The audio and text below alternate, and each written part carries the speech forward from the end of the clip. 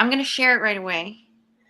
There it is. We are live with the Blue Talks. Amplify your message. Good morning, good afternoon, wherever you are in the world. I am Scott McDermott. I have my amazing, beautiful, wonderful co-host Laura Lake here. Mm-hmm. And we have our guest already here, Beth Rivelli. Tell us about yourself. Oh, hello. Good morning. Thank you so much for having me. I love doing this. I love chatting with people and getting the message out. So thank you. Right now, actually, I'll just start with where I live. I live in California in Sonoma, so I'm in the middle of wine country. So for all you wine drinkers, you can envy me. I have access to so much amazing wine and discovering more every weekend. I am a Midwest girl originally from Chicago. And Okay. yeah, so the reason why I'm on the show and what I do is I call myself a motherhood story coach. And I'll give a little background as to how I got to this place. So when I was in my 30s, actually at 36, I ended up divorced. And I was in that really strange kind of like place of trying to figure out my life, lots of transition going on. And at the same time, I had this voice going on in the back of my head of like, well, I want to be a mom, right? So every man that I met, that I dated, had to have two very difficult and pressurized criteria, which was one, you cannot be my ex-husband, and two, you have to want children. Which is a very difficult position for men to be in, right? I've talked to lots of men, and it's really hard when they date women who are in that place. So I can completely empathize after talking with them. And so as I went in my life, I had a background in tech. Actually, I've had like 5 different careers in my life. And my background mainly was in tech. I was in project management. My last gig before I went into being a coach full-time was working at Salesforce. And I was just somebody who, I loved that space. I had a really plush, wonderful, high-paying tech job. And I left it all to become a coach, thinking that I would be coaching women who are in a space where they've missed motherhood.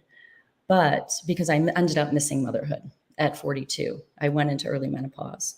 And so I thought, because my heart was very much in that place, that I would coach women in that place as well. And what ended up happening as I delved in and started doing social media and just writing, and I'm a writer, I've been a writer since I was a kid. It's just one of the things that I do. It's the way that I connect with myself and to spirit. And as I was writing, it just became clear to me, like everything we're doing in our culture right now is addressing symptoms. We aren't addressing the root cause. Like something is going on here. And what is it in our culture? Why is it? So here's a statistic that I've stolen from Jody Day. She's all about women who have missed motherhood and has written a book called Living the Life Unexpected. And I don't know how up to date, to be honest, this is. It might be more up to date now. She might have something new, but 1 in 5 women in the Western world on average are childless. So that's one. Now, 20% of that 1 in 5 have intentionally chosen it, right? So we call that child-free. But the other 80% of that have not. So there's a lot of pain out there. I'm part of an international organization of women who struggle, with all of the grief that comes with that. And I went through that before there was really any support, that existed. I tried to create my own. It didn't go too far. And it's a very hurting kind of silent, invisible population in our culture. Yeah. So again, I thought I would coach in that space. So then as I was looking, and I looked at the 1 in 5 and I said, wow, what's going on? What's happening? And it started to become clear to me, like, this is how we deal or approach motherhood in our culture. Silence. Just silence. That was silence for effect. What? Yeah. No, you froze for a moment. I was like, oh no, we're not going through this again. But it was impactful, yeah. And we aren't talking about it. Some people are, for sure. There are people out there who are addressing it. You've got Dr. Amer, you've got Fertility IQ, you've got other people out there who are talking about the things you can do to help you get pregnant, right? But we're not talking about all of the other pieces of that, the emotional piece, the spiritual piece that goes with it, the mental piece that goes with it. So I talk to women and I hear things like, wow, I didn't even know I felt this way about this part of my life. Like they're in their 30s usually. And when I talk to them, all this emotion comes up, all these thoughts they didn't even know were going on in their head can come up. And so like people approach it a number of ways. So we've been taught to not really pay attention to it, right? We've been taught to look away. It's just going to happen. So why should you bother to spend time to look at it? And in fact, I've heard women say, if I have to be intentional about it, that means something is wrong with me. Because we live under this cultural paradigm of it will just happen. So like for me, I grew up in a family of 5 girls, big Italian, Irish, Catholic family. I have about 50 cousins on my dad's side. Yep. I was swimming in family. For me, that was just going to happen. Mm-hmm. There was no question about it, right? It never ever occurred to me it wouldn't. Never. Mm-hmm. And so I think women now who are younger than me, not in my generation, have a little more savvy around it, in all fairness. I was a little bit more naive and blind, but on a whole, even now when I talk to women, there's just all these blind spots that we have because we're not educated. We learn maybe in 5th or 6th or whatever grade, we have sex education or something. We learn how babies are made, and then it ends there, right? Like, Yep. I never even knew what the term IUI meant or IVF or what it really was. Like I would heard the term for probably most of my life, but I didn't even know what it meant or how it worked or what the things were that you needed to think about. I certainly, when I was going through my worst time, didn't even know there was such a thing as egg donor. You know, that never even occurred to me. I actually had a woman take my course just last year who said, I didn't even know there was a thing as an egg donor. You know, and she's in her 30s now, like a lot younger than me. So there's just so much we don't get taught. And what happens is like women tend to do, right? We take this on ourselves as if it's something wrong with us. Yep. And here's the thing, like no one's taught us, but it's our fault. And that's what's going on. And that happens at every stage of motherhood, right? So I'm in the middle of editing my book, and I have in one of my chapters, I go through every stage of motherhood. And this is a theme at every stage before we get pregnant, while we're trying, and it's hard for it to happen when we get pregnant and things don't go the way we want, or we don't really understand how it's supposed to work. Now, granted, you now have books, like we have had books for a long time that help you when you get to that stage. But then even when you have a baby, women feel lost. I talked to lots of women. I had a friend this past year who told me a really tragic story. She didn't have any clue that she had a mental illness issue years ago. She had no idea that pregnancy could ignite it. She ended up, in a facility to get help, lost her child. Her husband divorced her. I mean, all this happened. If she had some education and understood the possibilities and the risks, things might have been different for her, So there's just so much we don't know. That's the bottom line. And I'm here I want to fill that space. I want to create a safe space for women to be able to come and talk and be open and really what I want for them is like, no matter how it turns out in their life, whether they have a child or not, I want them to be able to have power and joy and freedom in the process. So I'm going to pause there for a second because I've said a lot and I want to see if you guys have any questions or comments. The first thing that I wanted to say is to what you just said, I want to add purpose into that.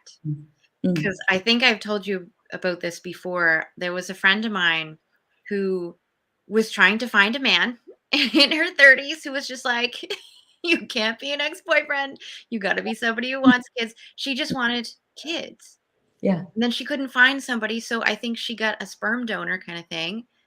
In what way? I don't know. And then had herself a baby. Yeah. When she had that, she's like, now I finally have purpose in my life. And I went, okay, so did you just tell me that you went 30 some years having no purpose or no reason why you're living? I'm confused by that because that's not my narrative. Yeah. But I see how common that is. Yes. Well, and I think especially because as women, I mean, at least this is my observation, most women tend to start to go through that, legacy thing. What's my purpose? What am I here for? Once they get a little closer to midlife, right? Like maybe late 40s, 50s. And so for women to find that earlier, I think it can be really easy for that. And I think that was how we lived our lives for a long time as women. I want to say as women in a cultural collective, right? That our purpose came from, being a wife and being a mother. And again, this isn't ubiquitous, right? I mean, not every single person, but as a whole, I think that was what it was. So like as women now, we have a chance to find our purpose and to be different, play different roles in our society than we ever have. And yet we're still trying to look at and live under motherhood and look at it from a perspective that's outdated. It doesn't work anymore. Yeah. And then you mentioned, I don't even know if I have these right. IVI and IUI. Right. What are those? I have no idea. My mind kind of You were in insemination and oh my God, in vitro fertilization. It took me a second. Oh, okay. Yeah, so those are just different ways they're called, those are ARTs or assisted reproductive technology. And oh, I just got feedback. That was weird. And so those are just ways that people can get assistance to get pregnant. A lot of couples, these days actually, so Infertility Week just happened, I think last month. And I had read a statistic that 1 in 8 couples struggle with infertility. That's a pretty high number. Wow. Yeah, so IVF, IUI is very common. And the feedback was me just making sure we didn't have any questions on the Facebook. Oh, okay. I apologize, but it's interesting too. So my wife and I have the full experience that you're speaking of in that sense. We decided to have children.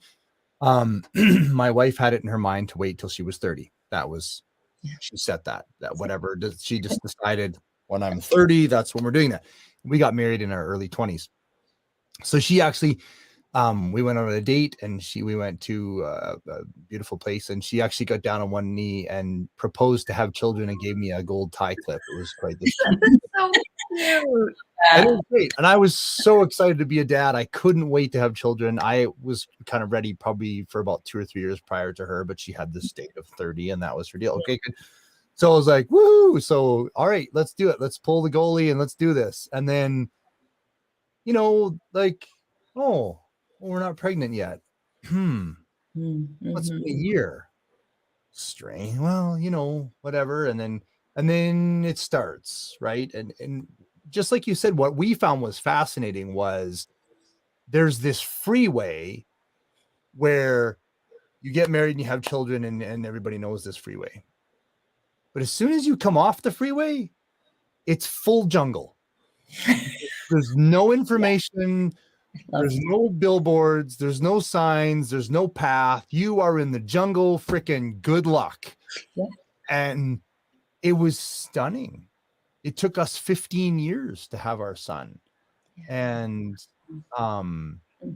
it was crazy and so hard and so emotional. Like the number of times I came home from work and my wife is just unglued and bawling because she had her period and she was thinking this would be the time because the temperature was this and the timing was that and the ovum was here and the mucus was this viscosity and she drank the Chinese traditional herbal qi fluffing tea that tasted like somebody kicked over a hay bale and stewed the crap underneath it. And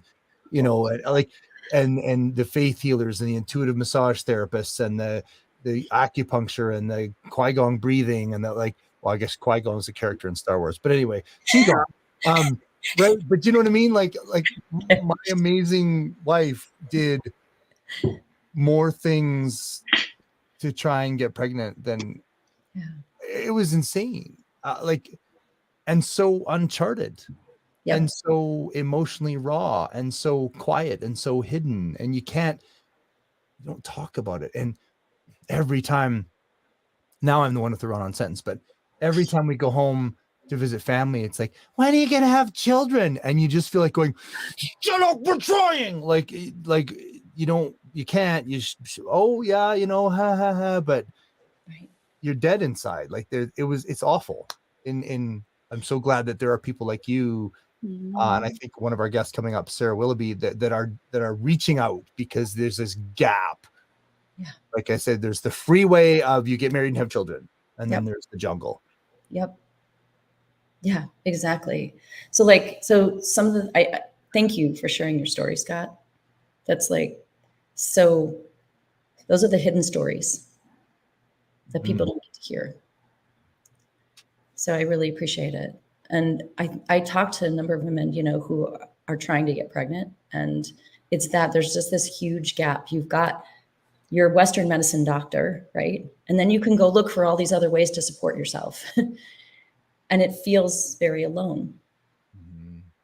And so creating community, like starting sooner, right? If women, we go along like this, right? Like, I just want to have these blinders on.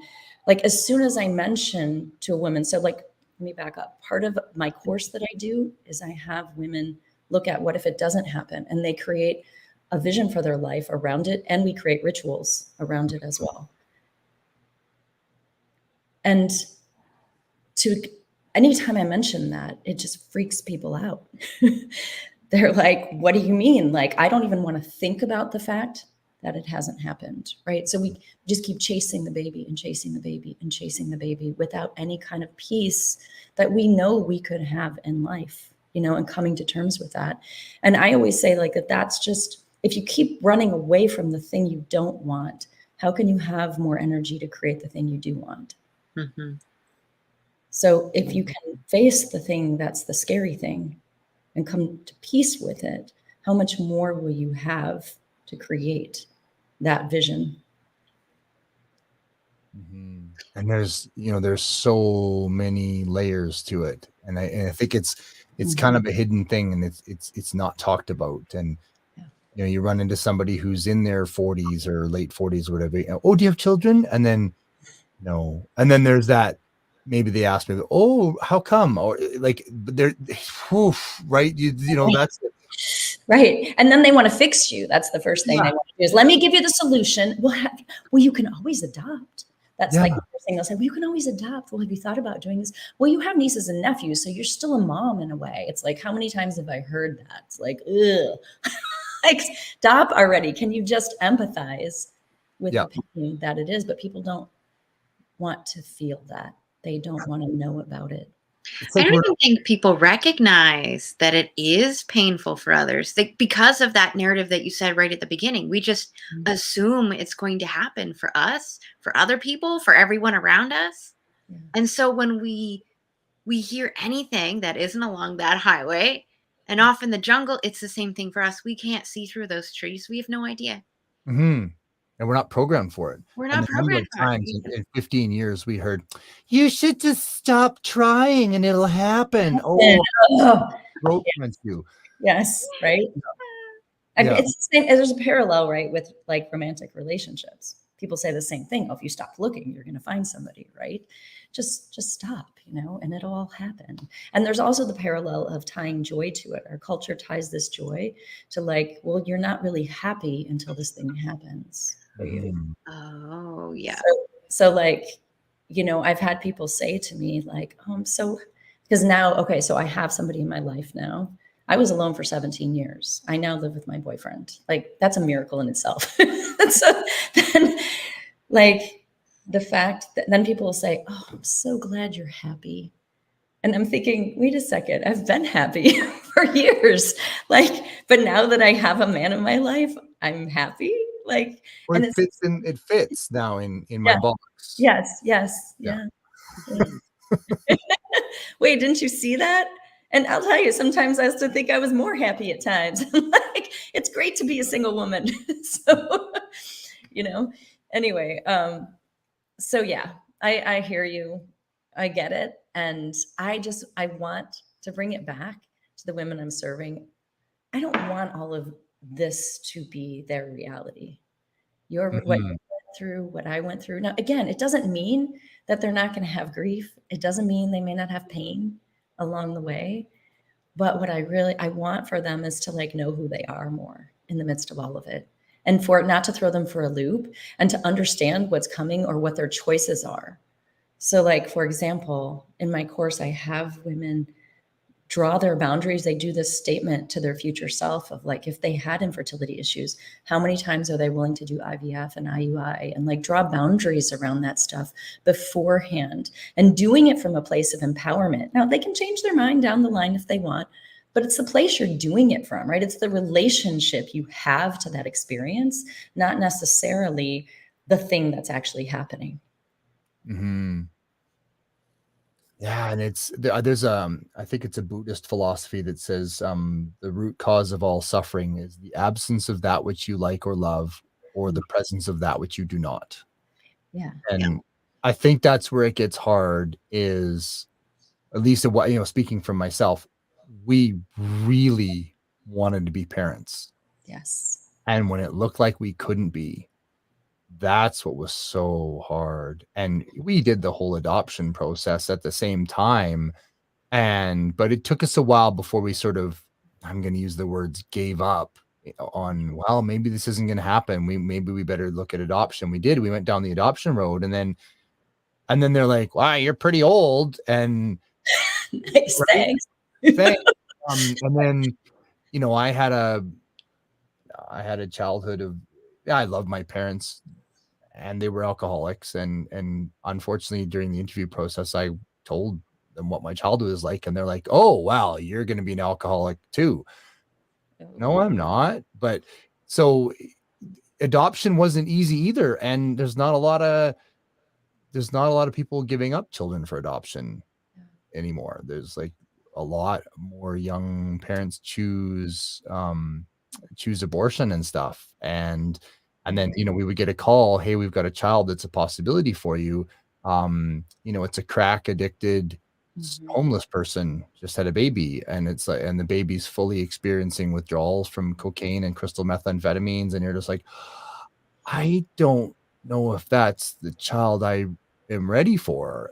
There's so many layers to this. Yes. It's a jungle.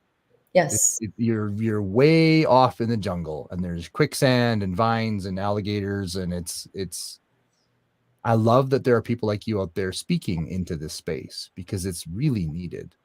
Yeah, it really is. Mm-hmm. Now, Beth, how do you feel about having such a heavy topic and big topic, yet important topic? I think we've kind of discussed this before, Yes. but I would love to have this chat with the listeners. Like, how do you feel about presenting this to people? Because I know it's not easy. No, because you're in my mastermind. You get to hear me. I mean, it is a heavy thing, and I've had to. So, being the person I am, and having walked through a lot of stuff, done a lot of work, I'm extremely resilient. Mm-hmm. And sometimes I don't even realize the weight of it, and I have to somebody has to point it out to me, or I have to step back and go, oh, I'm feeling this because this is really big. What I'm doing is really big. And it's not just that it's big, but people aren't necessarily ready to hear it. And it's hard at times when I hear no after no after no after no from people who go, wow, this is so needed. I'm so happy you're doing this. And then I invite them into the space, and it's like they run. Mm-hmm. And so what it's required of me, and this is what I say, being an entrepreneur isn't necessarily about even the message or what I'm creating. It's about who I get to become in the process. And what this is requiring of me to become is huge. And every time I go through something new, I go, okay, this is something I have to walk through, because the women I'm serving are walking through it too. And I need to be able to empathize with them more. I've been where they are, but that was my experience. It's not necessarily their experience. And it's been a lot of years. So it's putting me back in touch with certain things like that I need to also let go of in my life. And they're the same things they need to let go of, you know? So it's just, I see that all the time and I'm like, okay, you know, I take it. And I like to talk about the big book, Big Magic by Elizabeth Gilbert. I love that book. And in it, she talks about the whole idea of how ideas roam the world looking for stewards. I get chills every time I say it. And she, and I feel like this idea, I'm a steward of this idea. It came to me, I'm a steward of this idea. And so I sometimes go, well, I don't have to be the steward of this idea. Someone else could pick it up. There've been those moments and I go, nope, this is for something for me to take forward and to keep going. I have the passion, I have the vision. You know, anytime I doubt, I just have to sit down and write. I sit down and write, work on my book, you know, work on something else I've written. And all of a sudden, like the whole well just comes up again. It's like, okay, nope, I'm in the right place. In the right place. Got to keep going. Keep going. Don't give up. I wanted to make sure that I highlighted that. Thanks. That whole journey of this is intense. It's huge. It's deep. It's scary. Mm-hmm. It's new. Right. But I want to highlight this part. It takes a very strong and resilient and champion type person to go that deep into the jungle and to carve out those trees by hand, because that is what you're doing. Exactly. It is so easy for many of those entrepreneurs to just be like, here's my story. It's so light and pretty. There's some dark stuff in it, right? Mm-hmm. Come along with me. It's the Pied Piper. There's very little resistance. Yeah. So I want to celebrate you for continuing on with this, even though it is really hard. Thank you. Because you may not get the recognition right now. Mm-hmm. But just know that you are pioneering these new ideas with a select few others. So I'm going to give you a little clap there. I appreciate that. Yeah. So I feel there's something really important. I had this huge revelation in the last week. Mm-hmm. So one of the things that comes up over and over again is, how do I talk about this, right? And it takes a lot of words to explain it to people. Like, you know, like I talked about it in the mastermind, but until Laura listened to this podcast I was on, like, that's when she got it. It was like, oh, I'm hearing the whole story now. I get it. I get the whole thread. And here's what I realized this last week. So, you know, you can say to somebody, hey, what's your money story? Right? Like, and instantly now, most people, not everyone, will know what that means. Like, my money story is, okay, well, how do I relate to money? What's in my way when it comes to money? What keeps me from making money? You know, scarcity, abundance, all of that. Well, let's replace money with motherhood. What's your motherhood story? It's the same thing. Yeah. It's how you're relating to that. We just have no paradigm for it, that even saying that people are, it's like, what's a motherhood story? I mean, that's the first question. I'm like, what do you mean? What's a motherhood story? It's like, well, it's the thing that you're holding and you've been creating in your life since the moment you realized you could someday be a mom. That's your motherhood story. All the interpretations, all the stories around it, all the boulders that are in your way that you got from your family and your culture, friends, whatever around you. And you're holding all of that inside. And do you want to let it go? Because once you let it go, whoa, that's when you get an opportunity to truly move toward your vision, what I call the motherhood story vision. So I grew up a Disney princess. No, I'm just joking. Well, that doesn't surprise me. Okay, I will admit that Ariel was the only redhead I had seen in media. Oh. And so I was like, oh my God, yes. And I loved that movie. Also, first movie I ever saw in the theaters. So it's like, yes, redhead, idol, great, love her. But then it is that mindset, though. We grow up on the Disney movies, now the Pixar movies, where they showcase women in a certain way where, oh, you got to get married. The guy's got to be crazy. You got to find protection in them. I was very guilty of that. Very guilty of that until like recent years. And then you want to start a family. So then there's the rest of society who's like, oh yeah, that's just the thing. As Scott said earlier, like you meet a man, whether you're bi or whatever, you got to meet a man, you got to get married, you got to buy the car, you got to have a baby, you got to have a house, white picket fence, like all of that narrative. Yep. And I was part of that. I was like, okay, my parents had 2 kids. I'm going to have 2 kids. Yeah. But I didn't like having an older brother. So I want to have the girl first, then the boy, like I could choose. Right? Like I'm looking through a Sears catalog because we're going old school. And I'm like, I'm going to order this for Christmas and then this for the next Christmas. Well, maybe one day that'll be possible. Keep going. That's so funny. But I remember thinking that everything is going to be so easy. And my husband and I got engaged, and he was like, I'm all ready for kids. I know you're not. You tell me when you're ready.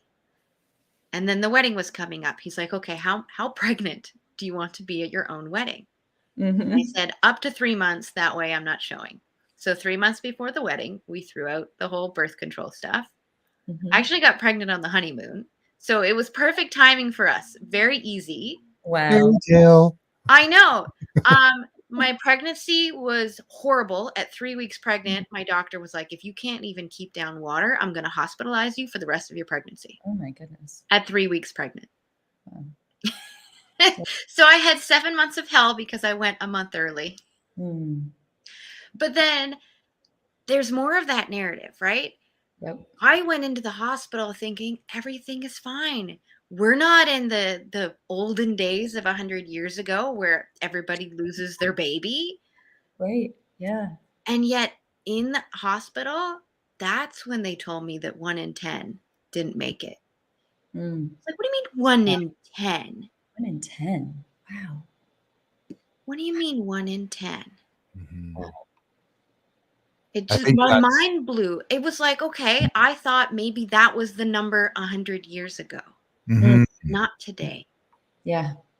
Yeah.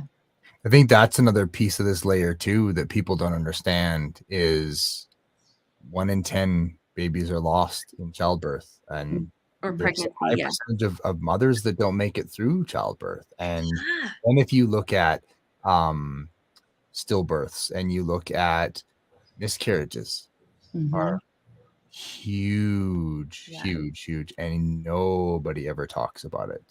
My husband didn't even want to tell me because there are twins that run in my family every 3rd generation. That's just the pattern. I was 3rd generation. So was my cousin who has twins. So it was like our likelihood of twins is high. I got pregnant. We found out that there was 1 baby.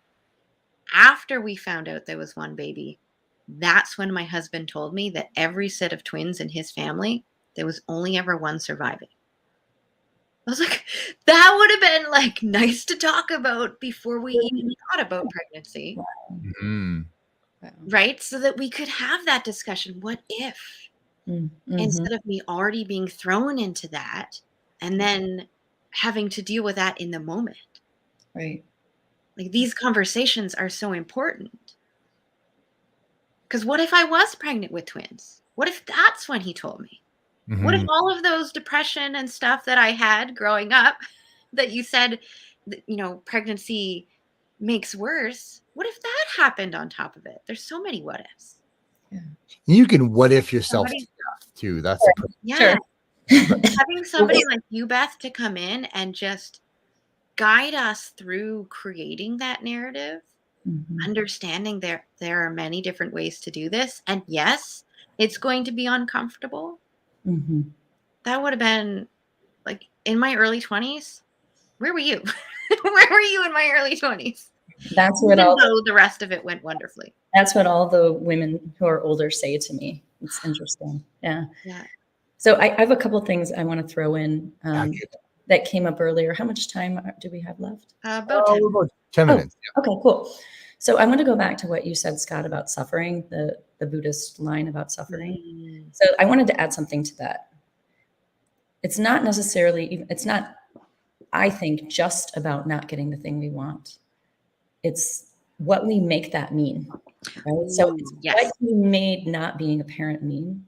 So like for me, what it adds on to the suffering, right? So I think it's already there, the grief of I'm not getting this thing. And now I'm also not having these things. So for me, it was, as someone who struggled with a sense of belonging all her life, like now this was just more evidence that I didn't belong to society, right? This was just more because now I didn't get to have the normal life.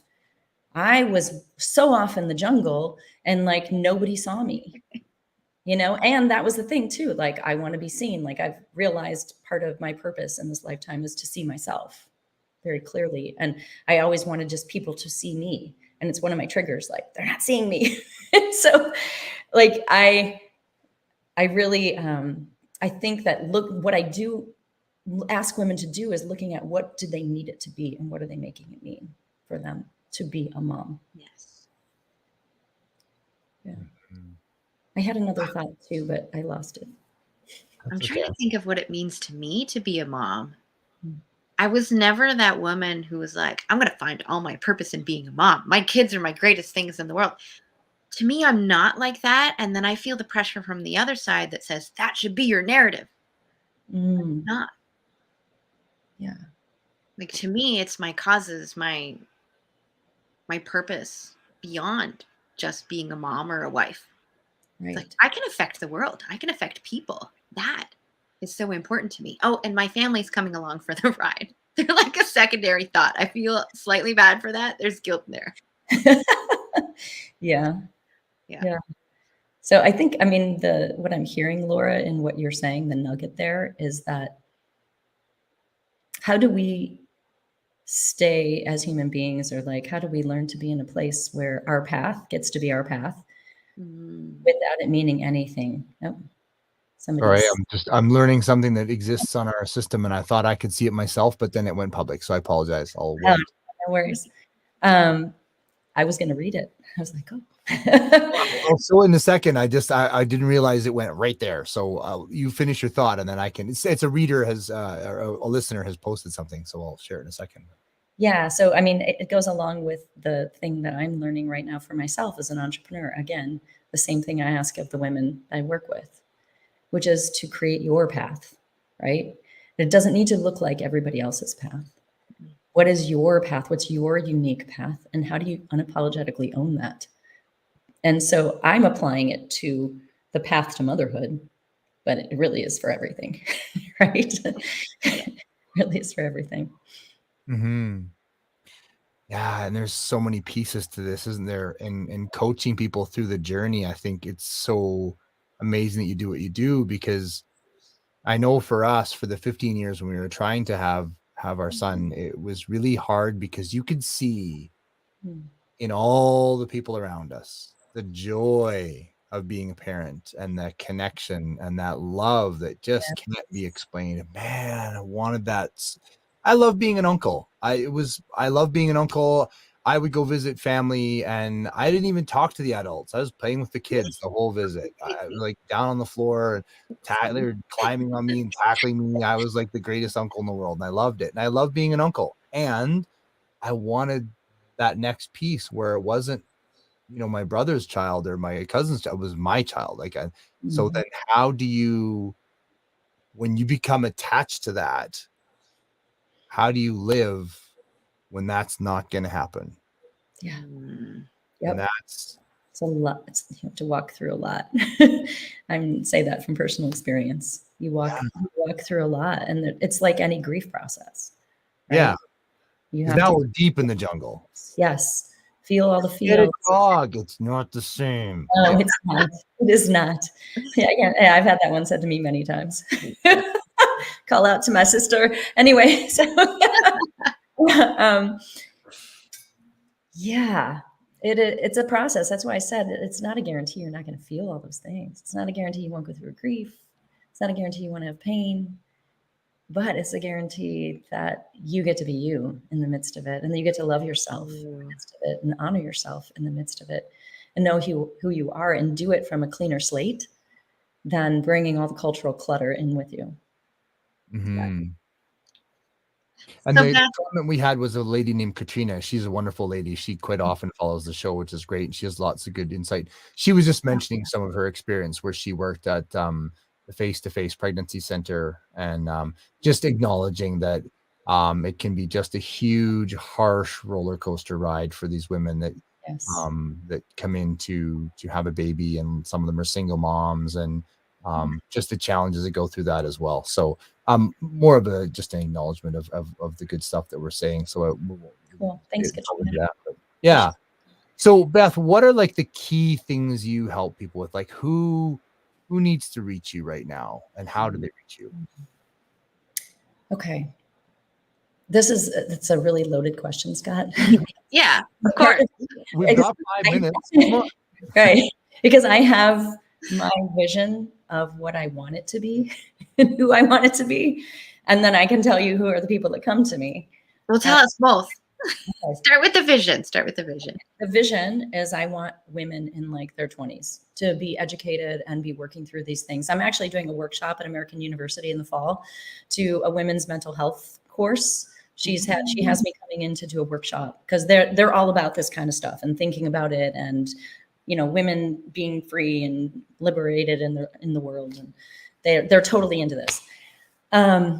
So that's my opportunity to start reaching a younger crowd, because whenever I've talked to people in their 20s, like, oh, I got plenty of time, I don't have to think about that yet. That's what I get, right? Women in their 30s are starting to, like, those are really the women who tend to come to me, like early 30s up to like 36.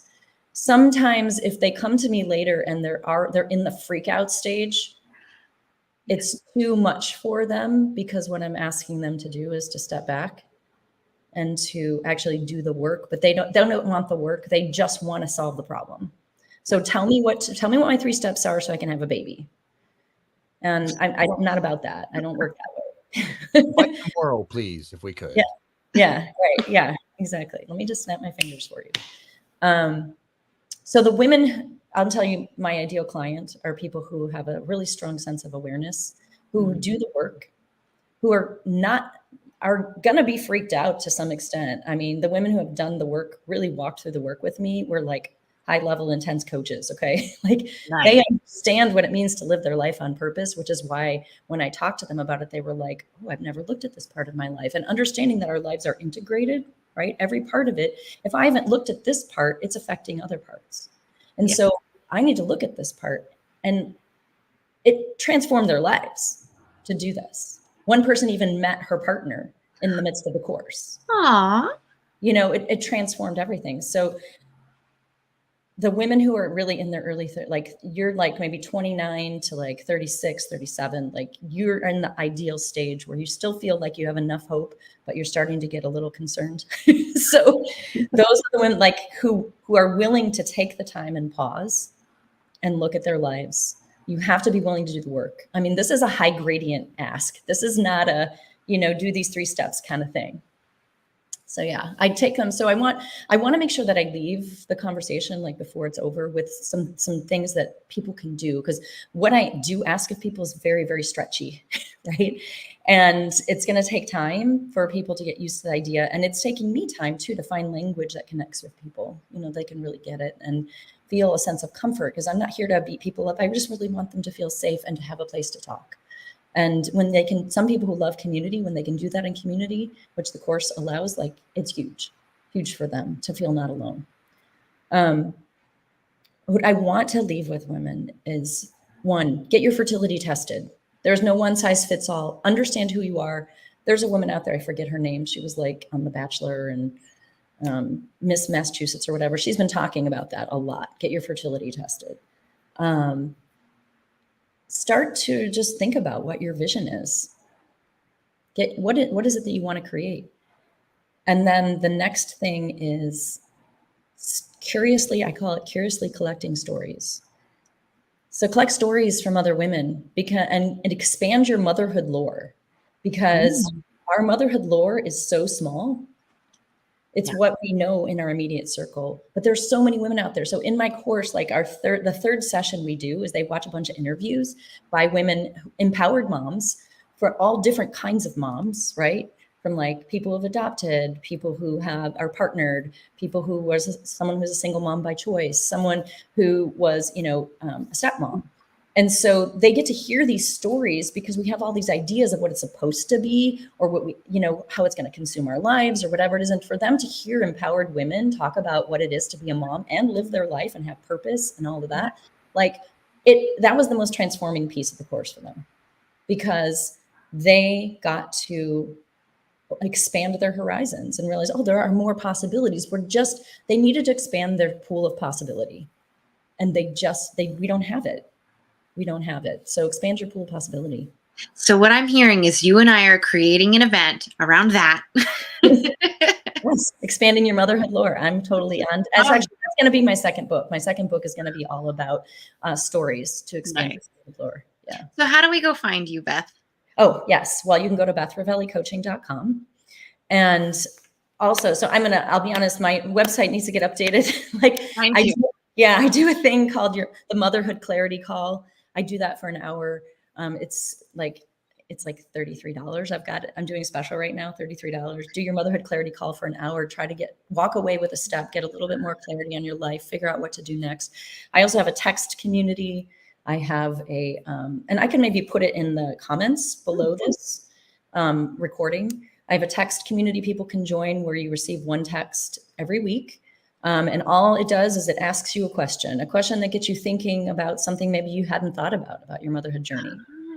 Yeah. So you have that. If you want to write it down, it's 415-384-5795. 415-384-5795. Yeah. So, and then you can also, my course is starting on August 17th. That's my next run of my course. And it's like it's a 14-week thing. It includes personal homework. It includes live sessions. People can also do the course one-on-one with me if they're not a community kind of person. That sounds so wonderful, Beth. Oh, and I forgot one of the most important things too is I have an assessment as well. You can go to yourconsciouspathtomotherhood.com and look at where you fall in different areas, like mental, physical, spiritual, in relationship to your journey to motherhood. And I can make all that available in the comments. Excellent. Awesome. Yeah. Thank you so much. I knew this was going to be lovely. I love being around you. So I just want to say thank you for that. Thank you. You are a deep soul and they're so rare that I'm like, yes, another deep soul. Yes, I know. I love you, Laura. You're awesome.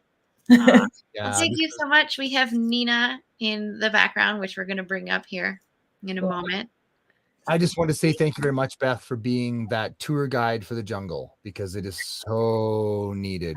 As somebody who's been through, I love that picture so much. Thank you, Scott. Yes. You are welcome. Yeah, as somebody who's been through it, I mean, I love that there are people like you more and more and more in the world starting to really come out and have an impact, because it's this huge hidden epidemic that nobody talks about. Yes. Yeah. Awesome. Thank you so much. Have the most amazing day. You too. I'll let you go at this point. Thank you. Bye. Bye-bye. Okay, deep breath. Reset. Nita, hello. Hi, Nita. I'm sorry. Hi. I called Nina earlier, didn't I? You did. That's okay.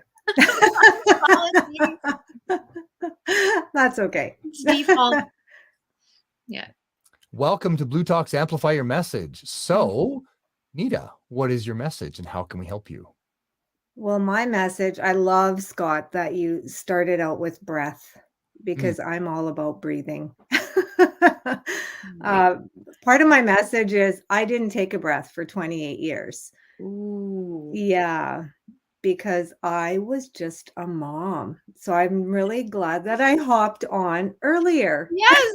Just to hear, the message that Beth was sharing, because I think it's so important, like that was my dream. That was my goal. And that was my whole purpose, was really to be a mom. It was everything I wanted to be. I had other dreams, I had other things I wanted to be doing, but number one was being that mom, right? And life, circumstances, beliefs, hanging on to opinions of what other people thought of me. And really this society of being just a mom. I didn't have an education. I wasn't smart enough, all of those things. And I poured my whole life into my kids, which I'm so grateful that I did. Because I'm so blessed with, the relationship that we have today, the dreams, some of the different things that I see my kids doing is amazing. We had some traumatic experiences. My second son was born with cystic fibrosis. So breath is so important to me, because I don't know if you know anything about CF, but it's, when they get older, it is a lot harder to breathe.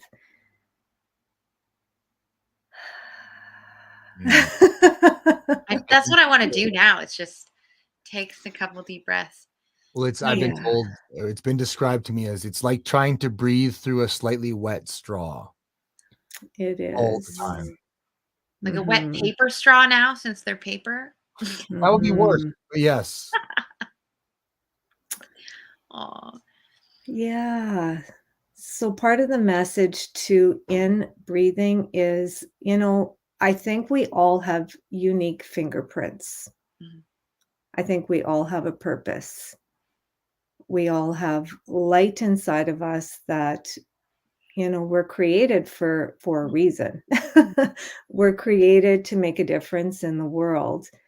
And, just really realizing that whatever fingerprints we have, wherever we go, being reminded that that's what we're leaving behind. That's the impression that we're putting on people. And for me, I want to leave light. I want to leave everywhere I go that you feel you're important, to encourage others to see their beauty, their self-worth, so that they can go forward and just continue to dream. Maybe they don't know what they're dreaming about. They're no longer just a mom, just this, just a that, and to just continue to keep asking the questions like, what makes me feel alive? Who can I encourage? And what kind of fingerprints can I leave behind to leave some light in this world? So, Nita, what makes you feel alive? This. Interviews with these random strangers. Yeah, what makes me feel alive is being with my kids, really being a part of their lives, encouraging others to see their self-worth. Being in nature makes me feel alive. Mhm. I love to be outside and be in nature. And, I feel alive when I'm really encouraging, when I'm really pouring into other people's lives and coaching and just having a conversation at the co-op, having a conversation in the Walmart lineup, and, and just seeing people light up, and really my clients, seeing them light up and their self-worth, and just really seeing what's important for them. That makes me feel alive. Those kinds of conversations are exactly why my husband won't come grocery shopping with me anymore. He's like, you Right? just find these random people places, and then I have to wait around for an hour and you haven't moved. Guilty Yeah. starch. Yeah, I'm the same. Everybody's like, "Okay, Nita's coming with us." We need an extra hour. That's so funny. So, Nita, what is it that I've always hated this question, but I'm still going to ask it because not Okay. everybody does. What is Okay. it that you actually do with people? What do I do with people? Yeah. So I think for me, just really finding my niche has been a little bit of a interesting Yeah. journey. But I really I call myself, my title now, I'm not no longer just a mom. I'm the CEO of our home. Oh, oh, nice. Tell that to all the moms, all Tell the that to parents. all the moms. Yeah. So what I do is I reach women who are stuck. I call myself a creative mind renewal coach. Ooh, okay.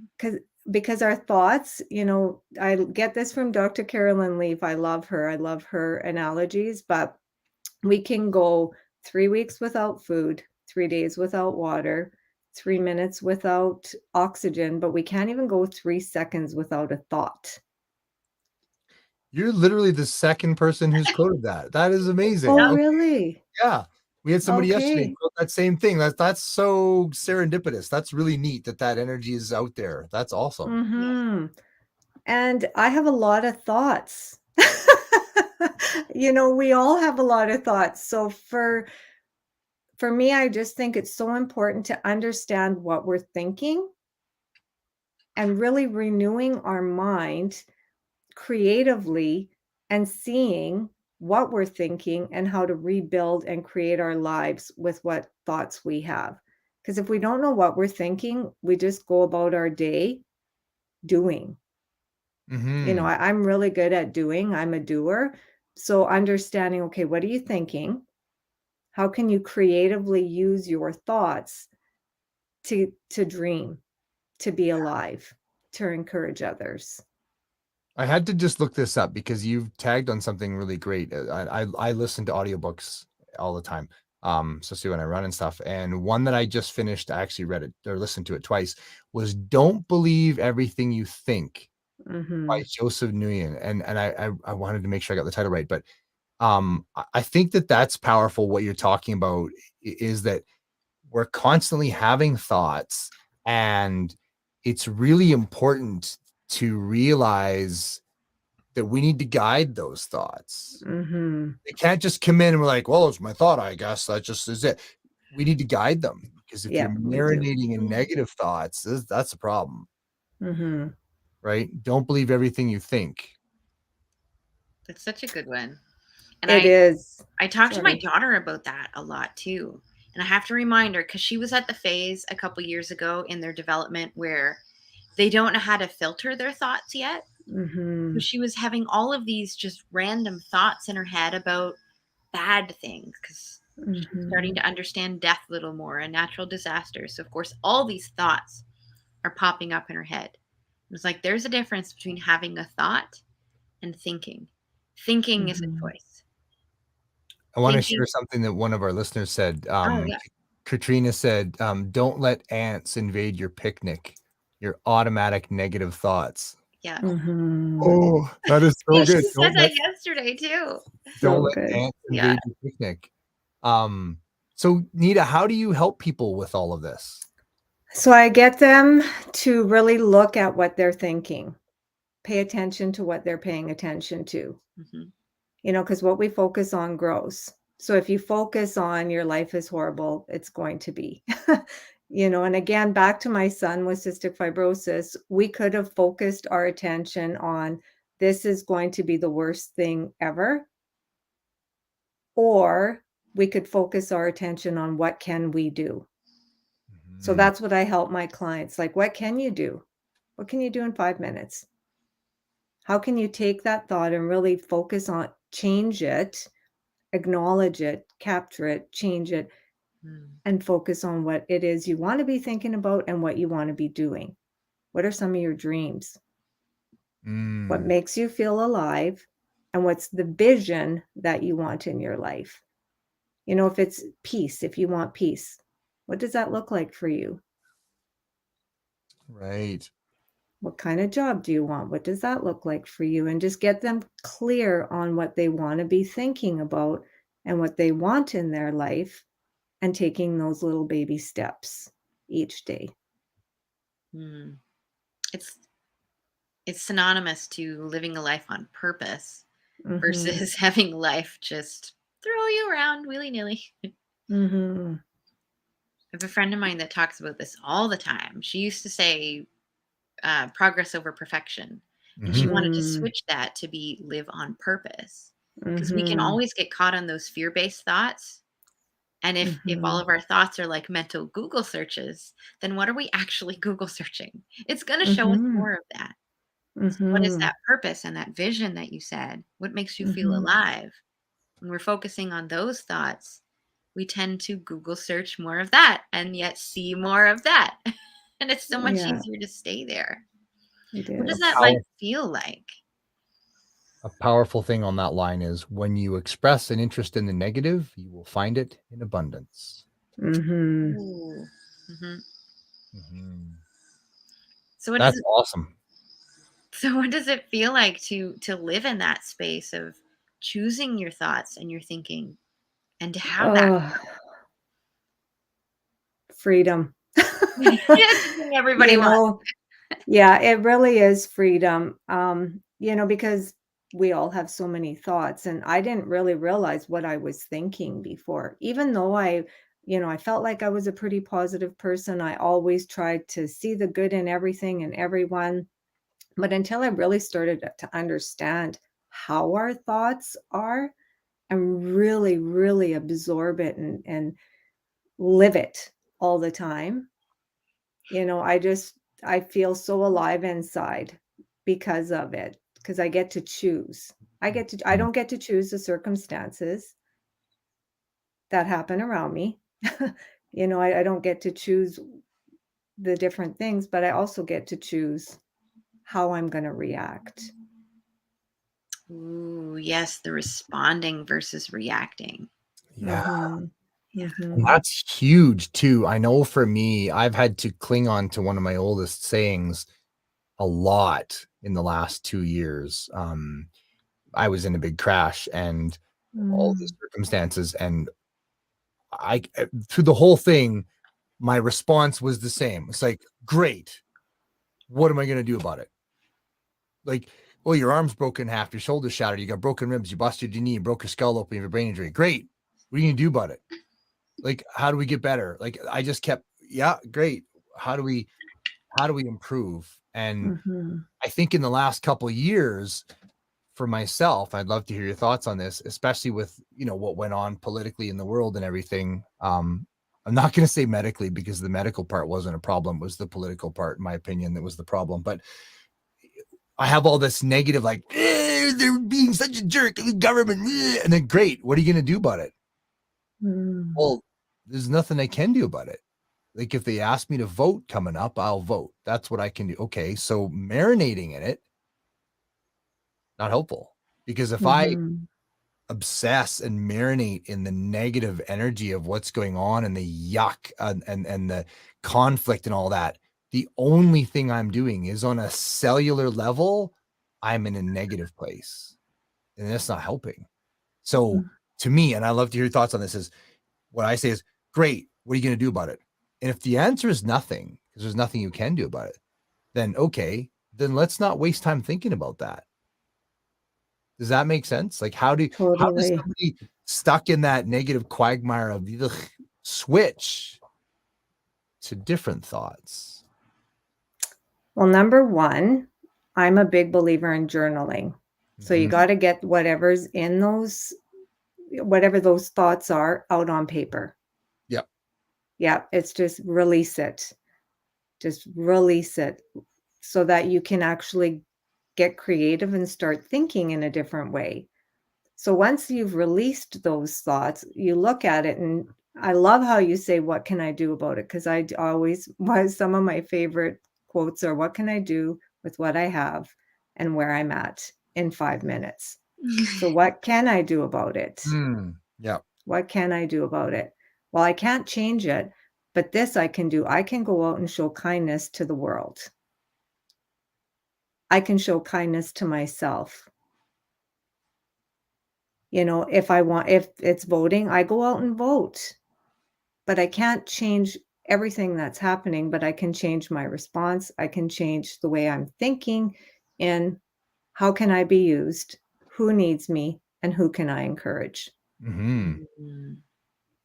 Because that's something you can do. That's Yeah, action rather yeah, than just thoughts. yeah. Yeah. That is so powerful. So who Mhm. needs you, Nita? Who needs me? Who needs you? The world. The whole world. So, like, The my whole 3 world. cats, they need Yeah. they need you. And back to the conversation earlier, because I was the mom who wanted to do and be and have everything for my kids because they are number 1 in my life. My husband and my kids are number 1. But I love that I can do both. Mhm. That they have been so encouraging. And they're like, "Mom, we're so proud of you that you're going out because you've always been the sunshine."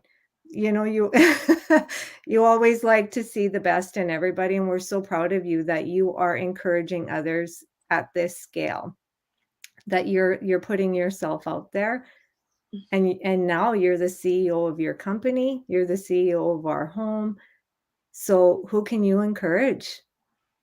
How can you shine your light and encourage others to shine theirs and see that everything that you're thinking, you get to create what's next in your life? And my son, I talk about this quite a bit because he was really sick at Christmas time. And this is going to be okay. We got you. Back to breathing, right? Back to breathing. Back to breathing. And I said, but what do you want to do when you get better? Because breath was really tough for him. And he goes, Mama, I just want to be alive. I just want to live. And how beautiful is that? Yeah. So who can we encourage to be alive and live? And just be there. And what can we do?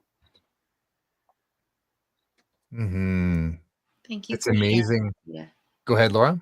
I said, thank you for sharing that, Nita.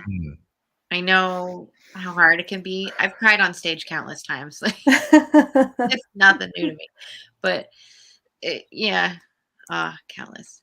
But it takes strength every single time, especially when it's so personal.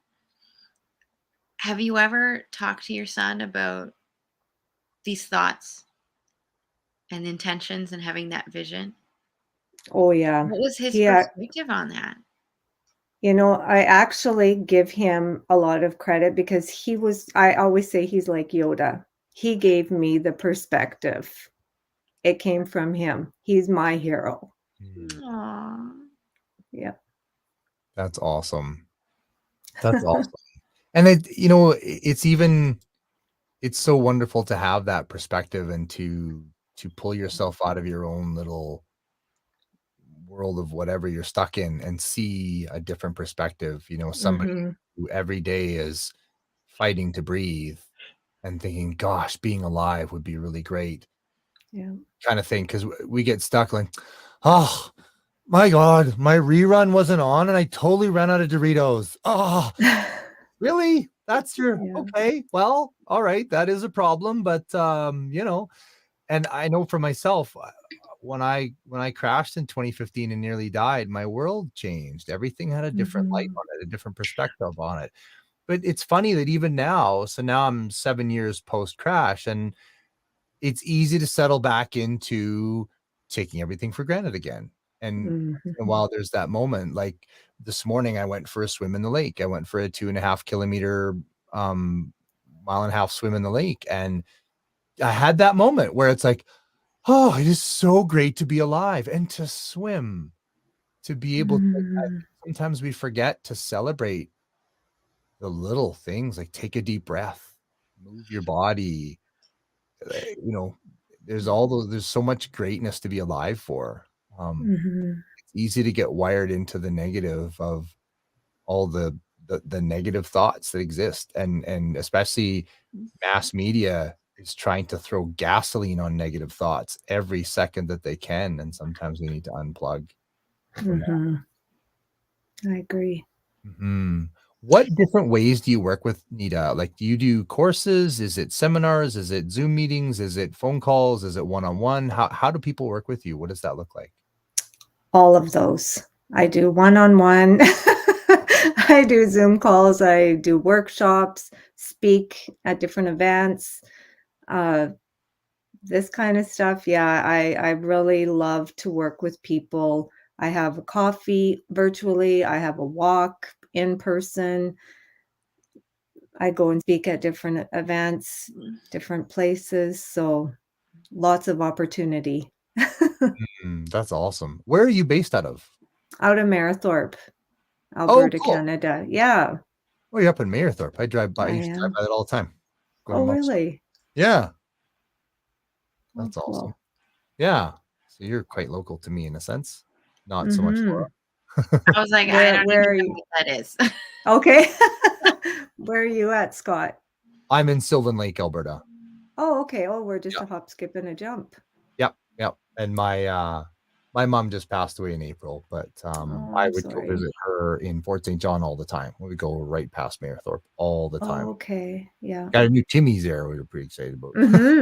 Yeah, we do. Well, you got to get your green tea going, right? You do. You do. Possibly a Timbit. Maybe. Yeah.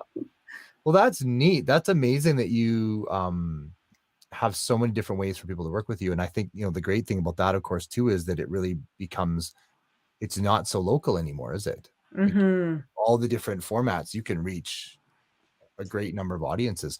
Have you been doing like lots of big, talks and stuff virtually in the last couple of years because of the world? Yeah, I've kind of switched more virtually, but we're actually going to be switching more to in person. We're doing a creative entrepreneur workshop that we're going to be taking rurally, a colleague in mine. So we're just getting creativity in the mind, just to be. How do you become creative after the 2 years in your business? How can you bring some new creativity into your life? Yeah. And I think that's really important because we are stuck. A lot of us are stuck. So how can we get unstuck, and how can we walk alongside somebody and encourage them to create those new thoughts? Yeah, one of my favorite quotes along that line is from Albert Einstein. It said, "The same mind that created the problem cannot solve the problem." And that's where it's fun to have somebody like yourself who's a coach who can help you kind of step back for a second, look at your thoughts from a different perspective and go, that's an interesting thought. What about this? And that can become that, oh, I never considered that perspective. That's excellent. Talking about all this breath stuff, I've been focusing on my heart murmur, which makes me breathe funny. And then because I'm processing a lot, I'm yawning a lot, which makes the breathing go off more. And I'm just like, oh my God. And then I yawn, so then I cry. And it's this horrible cycle. But do you have any suggestions for somebody For you? who is in that space where they can get caught up in those thoughts, whether it's ruminating thoughts or negative thoughts, to help them breathe? Do you have a practice around breathing? I do. I actually get people to just be still, close their eyes. Okay. And as you're sitting there, just really noticing, what are you thinking about? How are you feeling? And just taking breaths in and just holding it and then letting it out. And as you're doing it, just feel yourself releasing, even just your jaw not being tense anymore. Even your mind, just feel your mind getting clarity and just releasing anything that's holding you back or yucky, prickly. Taking a breath in again. Oh, it feels so good to be alive. Breathing out.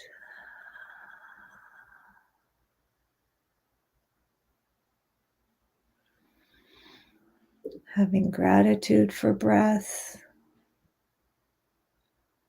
Holding it, absorbing it in your body.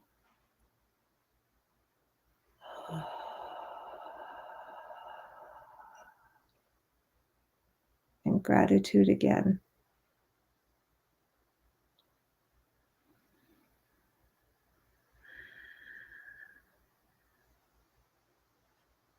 And being grateful, and thank you.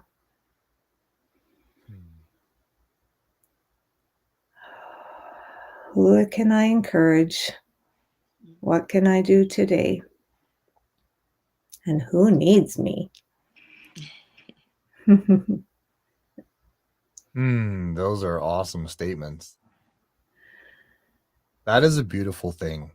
I think people fail to comprehend the power in what you just did, because some people, like your son, That's not an easy task.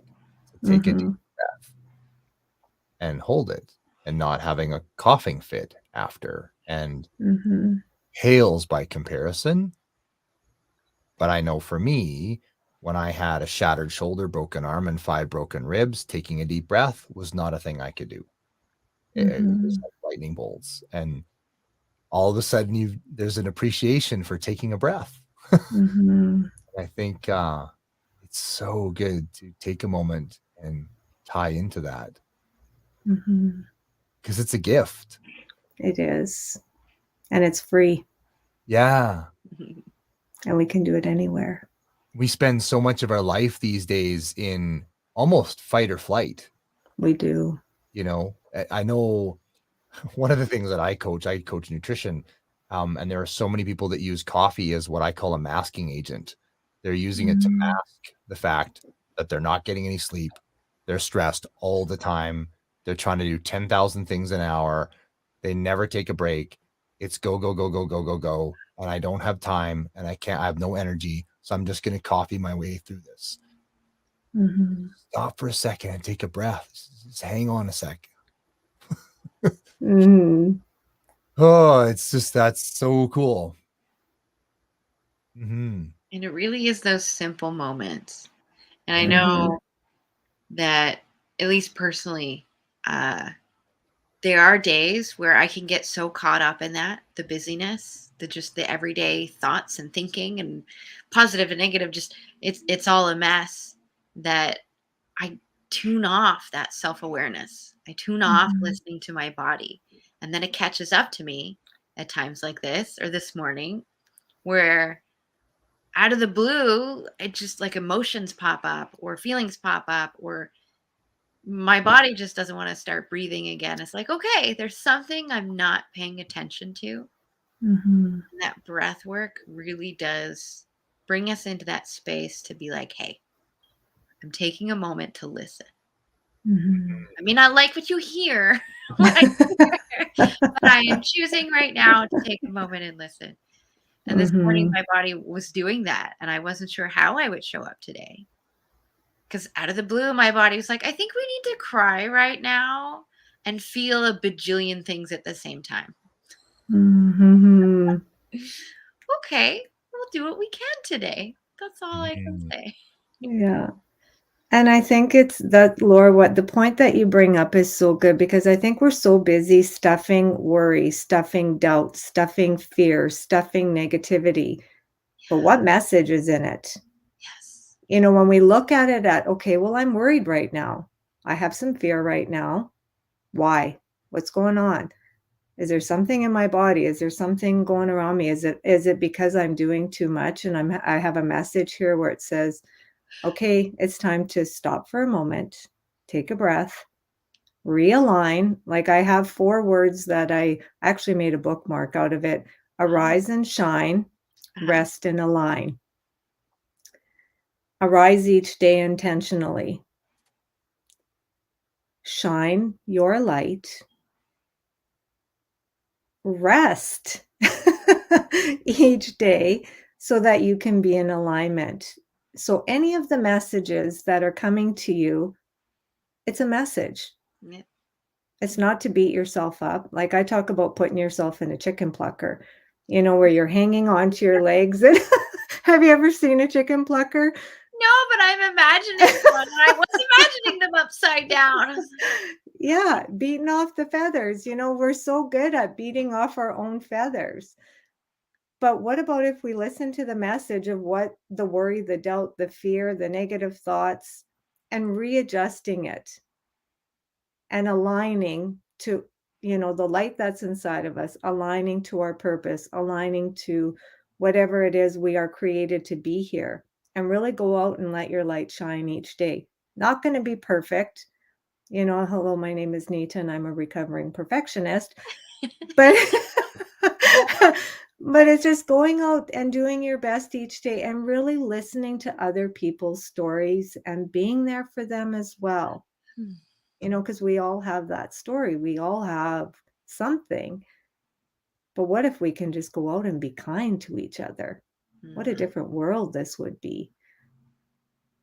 And I think you dovetailed onto something really important earlier. And there's some great comments too. I know one that Katrina said is people will stop when they hit life's brick wall or unscheduled impacts of change. And I love what you do, because it's like, well, what if we have a deep breath and pause before the brick wall? Right? Mhm.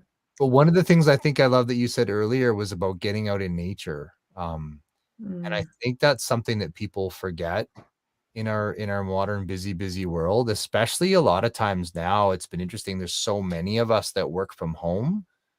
This Mhm. room is my COVID project, right? When I shut my gym down in 2020 and all that, and ended 18 years of running a gym, it's like, well, now what am I going to do with my life? And I built this little studio. I could touch every wall without moving. Like it's a Mhm. tiny little closet, but it has no windows. And there are times, like yesterday, I was in here for 10 hours, and I got outside into the sunlight and just was like, oh, like, I went out and I got on my bicycle and I went out for a 30K bike ride, and I was just like, oh, okay, I'm all right.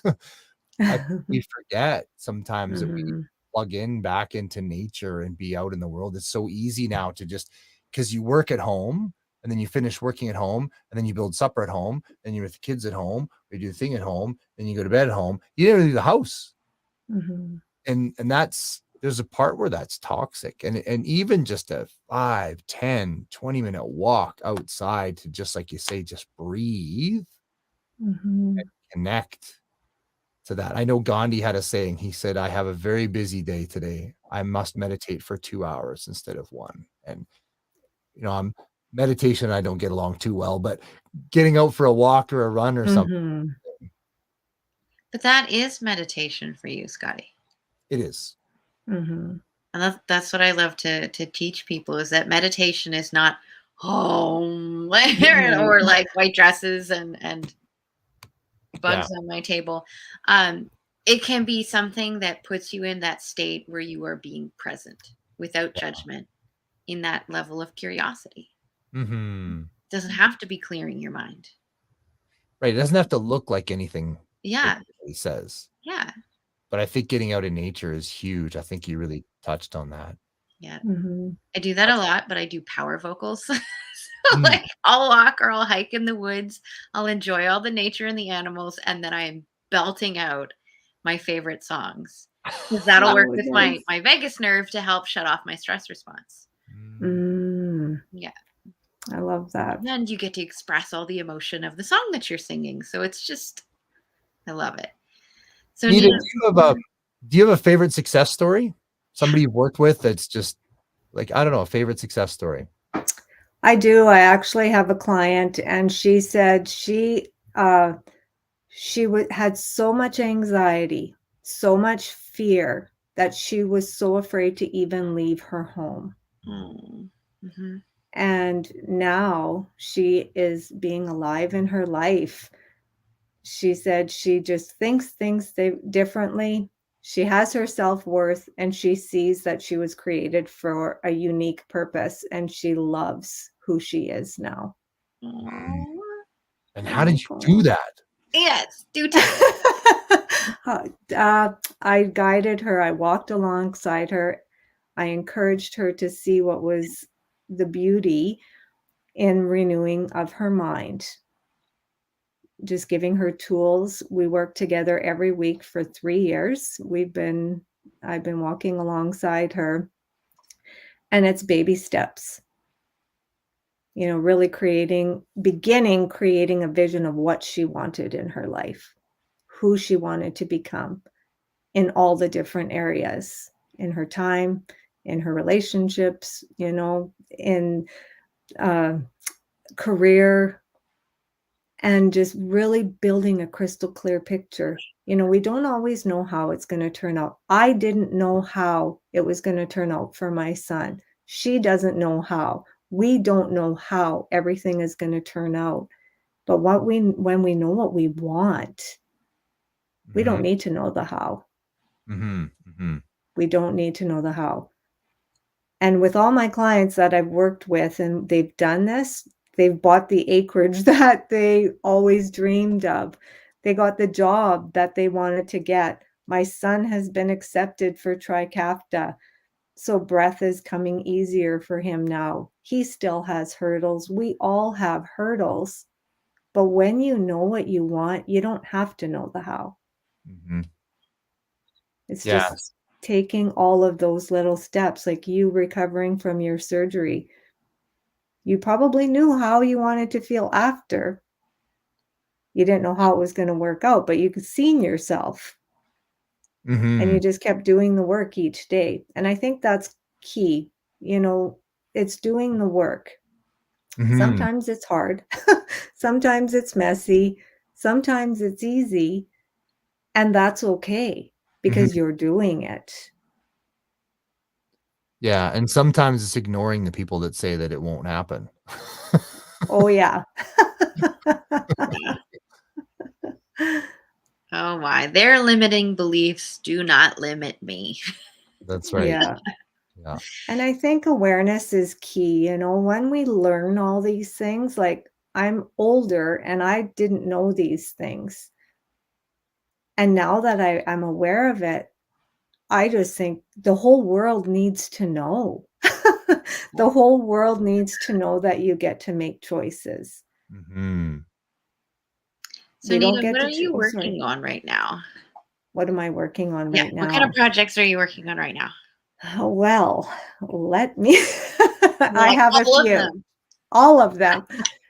So I have a couple things that I'm working on with other people. Mhm. Again, like I said, the creativity entrepreneur workshop that we're taking rurally. We're taking that. We're going to be doing that in September. I'm also part of a group. We're called the Village. So going into the schools, helping parents, teachers, educators, Mm. just finding the mental wellness, giving them tools to help. The last 2 years has been Mm. so tough, you know, and just kind of getting the kids and the teachers and educators to understand and have tools to help with mental wellness. Help those kids find what makes them feel alive again. Give hope back into our schools, our world, our villages, our towns, our communities. And personally, I'm working on just really reaching my close community and the world. I keep saying the world and bringing women together in community. So they have a safe place to come. They have a safe place to share. They have a place where they can find their self-worth Mm. and really understanding and celebrating themselves, their wins, their breath, and giving encouraging. I take a word a week and I give a different perspective on it. Oh. Mm. So this week, my word was overcomer, you know, and just understanding what does it mean to be an overcomer? We're all overcomers. We all have overcome something in our life. And then again, back to the choice. Going through the overcoming, we have two choices. We can either sit there and it hurts, or we can overcome it. And it's going to hurt too. Ah. So taking a word and getting a different perspective.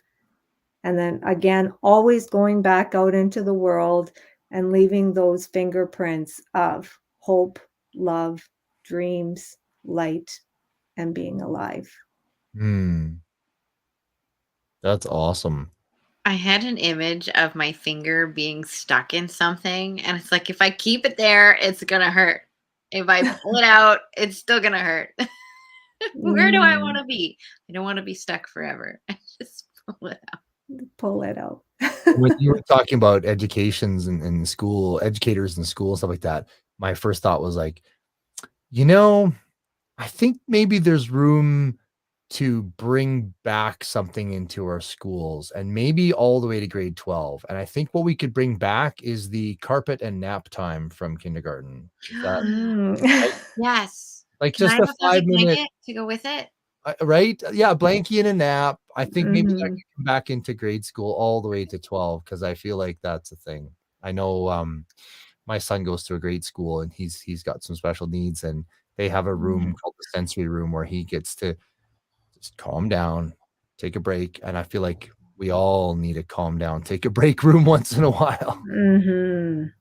Yeah. That's Well, what a we're in friend of our mine's final. flotation center is for. Say that again, Laura. I said that's what my friend's flotation center is for. The Yes. sensory deprivation. Yeah. Oh, so good. So good. Float is Except for when you don't know that you're moving in the water and you're finally in that meditative state and you accidentally hit the wall and you're just that was my first time. It was all good. I learned afterwards. But yes, where can we find you? I was just say I found I was a little too ADHD for the float tank, but Nita, how can people find you? How can they work with you?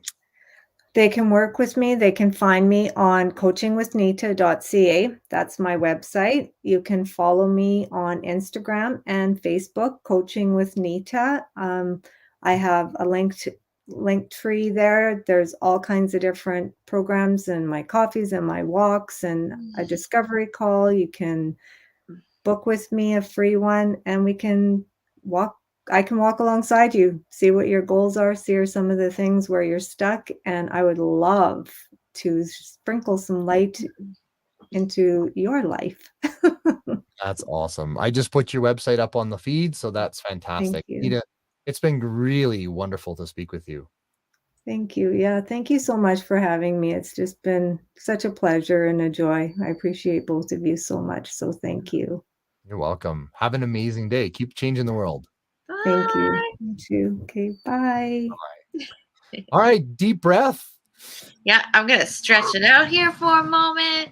Yeah. Like my lungs are telling me to just do a sun salutation or something. So I'm still here, but I'm going to shut off my camera for a moment. Okay. Take a moment. We've got our next guest coming up who's going to be fantastic. And this is a great lady. I've spoken at an event with her before, and I'm looking forward to interviewing her. Her name is Susan Binnie. So I'm going to give Laura just a moment before she comes back, and I can see stage. Stretch it out. Yeah. Well, I figure if I'm crawling in and out of my chair, yes, in a dress, I don't really want to have my camera on. That's a whole different kind of podcast. All right. That's a whole other. All right. Let's welcome Susan to the show. Hi, Susan. Hello. Hi, Susan. Hey, how are you? I'm great. How are you doing? Good. I was going to come on with one of these. Stretch it out. Stretch it out. Stretch so it important. Out. Now I just want to dance. Yeah. That's awesome. Well, it's lovely to have you on the show. Katrina says big hugs for Susan. So there you go. Aww. So Susan, tell us about yourself. Let's share with the world who you are and what you do. Wow. Tell me about you guys. Tell me about myself. You know, I haven't heard that in almost 2 months. I've been laid up with some kidney issues. I have a kidney stone that's being removed on Friday. So I'm really anxious and really excited about that because I've been waiting like way too long. It's been 3.5 weeks that I've been waiting for that surgery.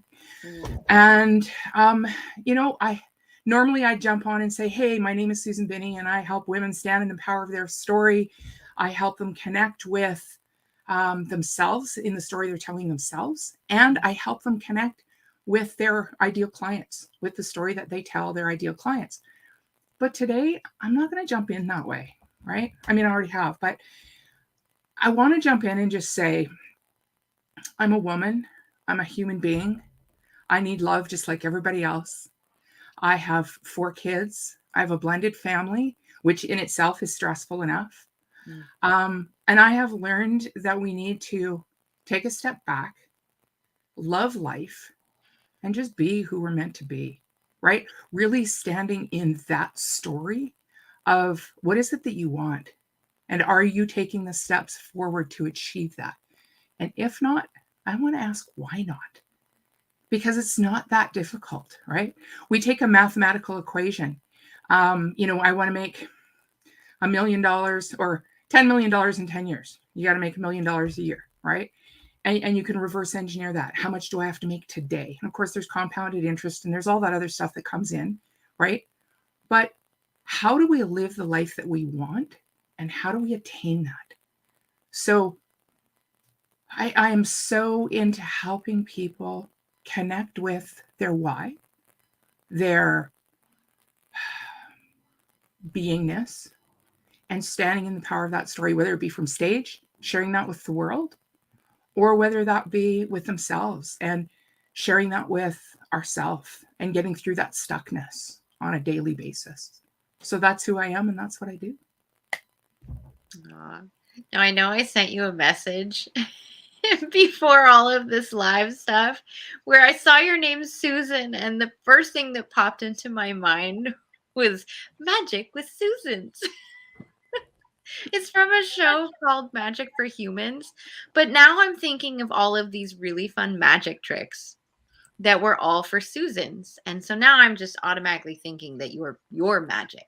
So what if you could classify your magic? We're going to go there. If you could classify your magic, what would it be? Oh, that's a loaded question. Yeah, Okay. it is. So They're the best kind. I Laura can make asks myself, all the time. right? I can make myself disappear. Oh, that is amazing. Um, Didn't see you go anywhere. right? I mean, where did she go? Right? I don't know. I could do the whole drop down, but I don't know if I'd get back up again. Right? Oh, yeah. Mhm. With the whole kidney thing going on, my bladder isn't really, going to cooperate with that. Susan Binnie's magic. Mhm. There are people that say that I hold space for them in a way that is magic because I have this magical conduit. And when their story comes to me, whether it be good, bad, or ugly, I filter it and give it back to them. I listen and let them hear it in a way that they're not hearing it. So it's like a bounce back, magical conduit back to them. Then they hear it and go, wow, I never thought of it that way. So I'm doing that all the time in my coaching. The other magic I have is in this creative zone of genius that I have, which I don't want to ever call an office because office is like work. And I like to be creative. And what I do is a gift and I serve people. And it's not work. It's not a challenge. It's a gift for me. And in this space, I get downloads. I get magical, spiritual stuff that comes at me when I sit here and really allow it to come. Okay. Today, I'm not going to allow it to come too much because I know that you are both amazing people. And I know that the universe and your spirits will come to me and tell me things that you probably already know. And who knows, it might come up. But typically, if I'm in a call, the magic hits me and I just kind of zone out and I'll look up. Okay, see, that was a mistake. I sent my 6-year-old to you about 5 seconds ago. And then it just comes down to me. And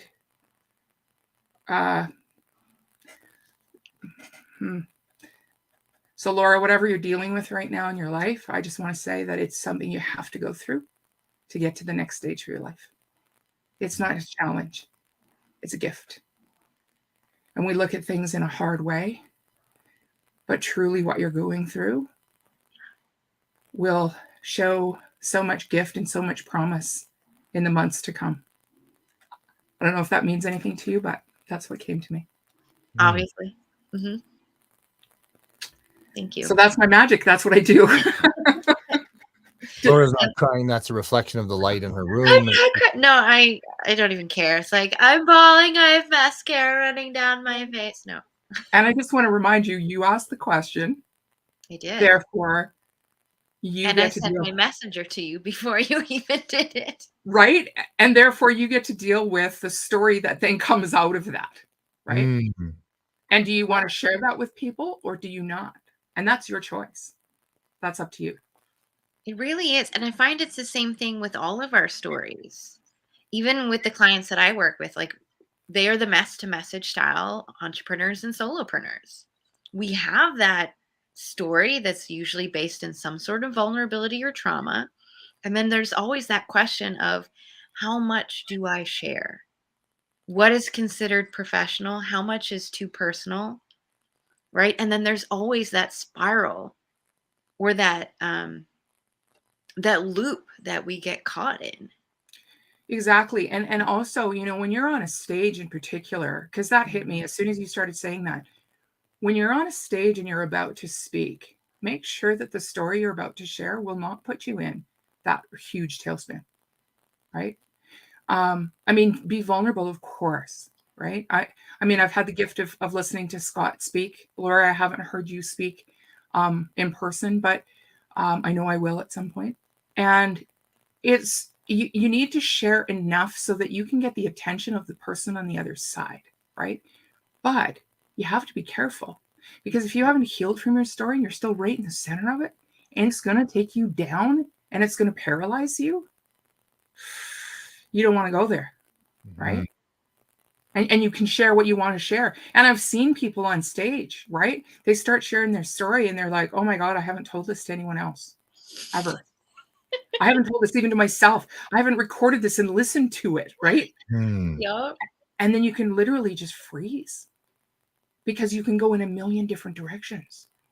And it's about being able to grab that and go into it without that tailspin or that domino effect, right? Where is this story going to take me? Where is the next step gonna fall?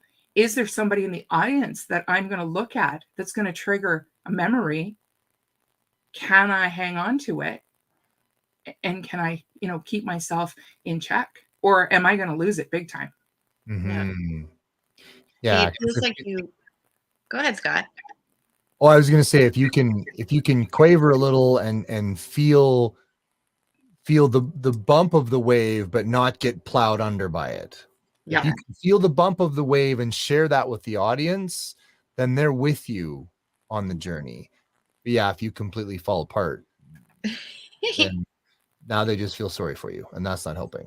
Yeah, I feel like Susan sees me, because the very first time I shared my story on stage, I wasn't fully through it, but I was up enough to be even with where I started. So while I could definitely have been in a better place, it was also very healing for me. I had never told my story to anybody who wasn't directly involved. And so when I did decide to tell it, it wasn't family I told it to. It was a bunch of strangers in a room. And it's the only video clip I have of me on a live stage. And it was I'm not joking, like mascara running down my face, the whole ugly cry of like that kind of stuff. Thankfully they didn't put that in the clip. But they do have it recorded. And I'm thinking that kind of experience has allowed me to understand the way people share their story in a whole other way. Because that's what they're afraid of, is they're like, if I get on a stage looking, feeling, and acting like that, I'm going to be completely rejected. They're not going to buy from me. I'm not being seen as professional. Really, are they going to talk to somebody who's still in pain? And on the other side of that, I learned so many lessons of this was a curated audience to look at human stories and to respond with compassion to these human stories. And the only thing I received from them was love and lots of hugs.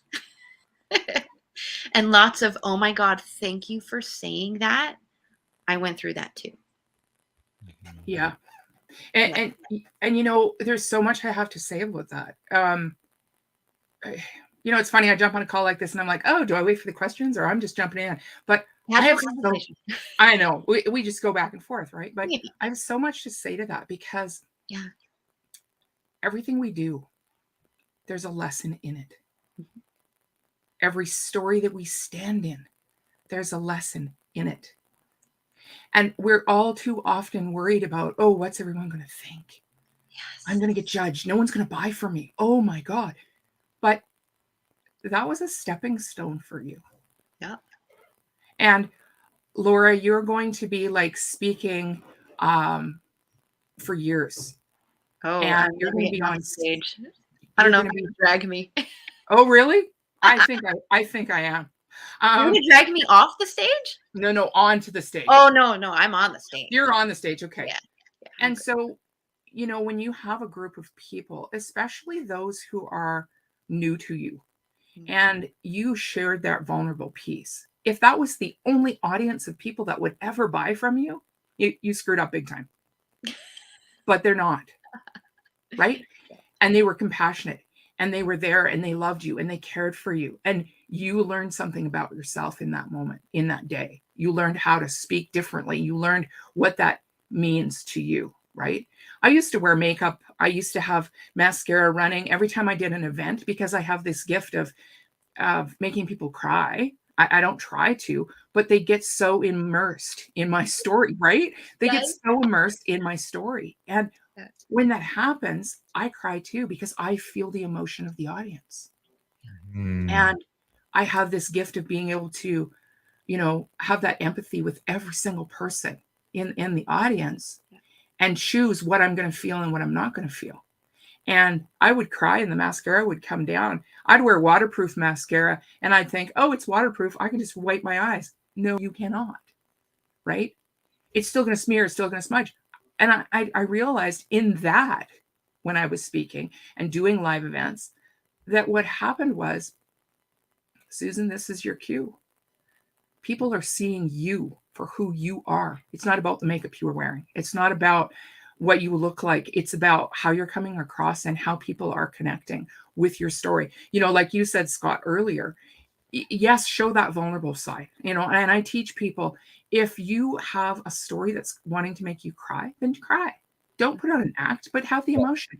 If you have something that's really going to make you angry, then get angry, get sad, show your emotion, but then get back to the story and get back to the purpose of why you're there in the first place. And Laura, having that experience of the ugly cry Oh yeah. and getting through it and carrying on, right? And that will always be a stepping stone. Oh, yeah. That will always be there, right? Years ago, I had this woman who said to me, we're at this event in Vancouver, Women Who Inspire conference. And I have a little funny story that I might share about that. But Women Who Inspire conference, and I was like the last speaker at the event. It was a 2-day event. And I didn't know hardly any people. It was in Vancouver. I knew the host of the event. She brought me on. She had been one of my clients. And she basically said to me, meet people, connect with people. And there could be people that you're going to want to work with. There could be clients. There could be. And I'm like, yeah, I know this is not my first rodeo. I got this, right? Well, I started connecting with some of the speakers because we're at the same tables and whatnot, right?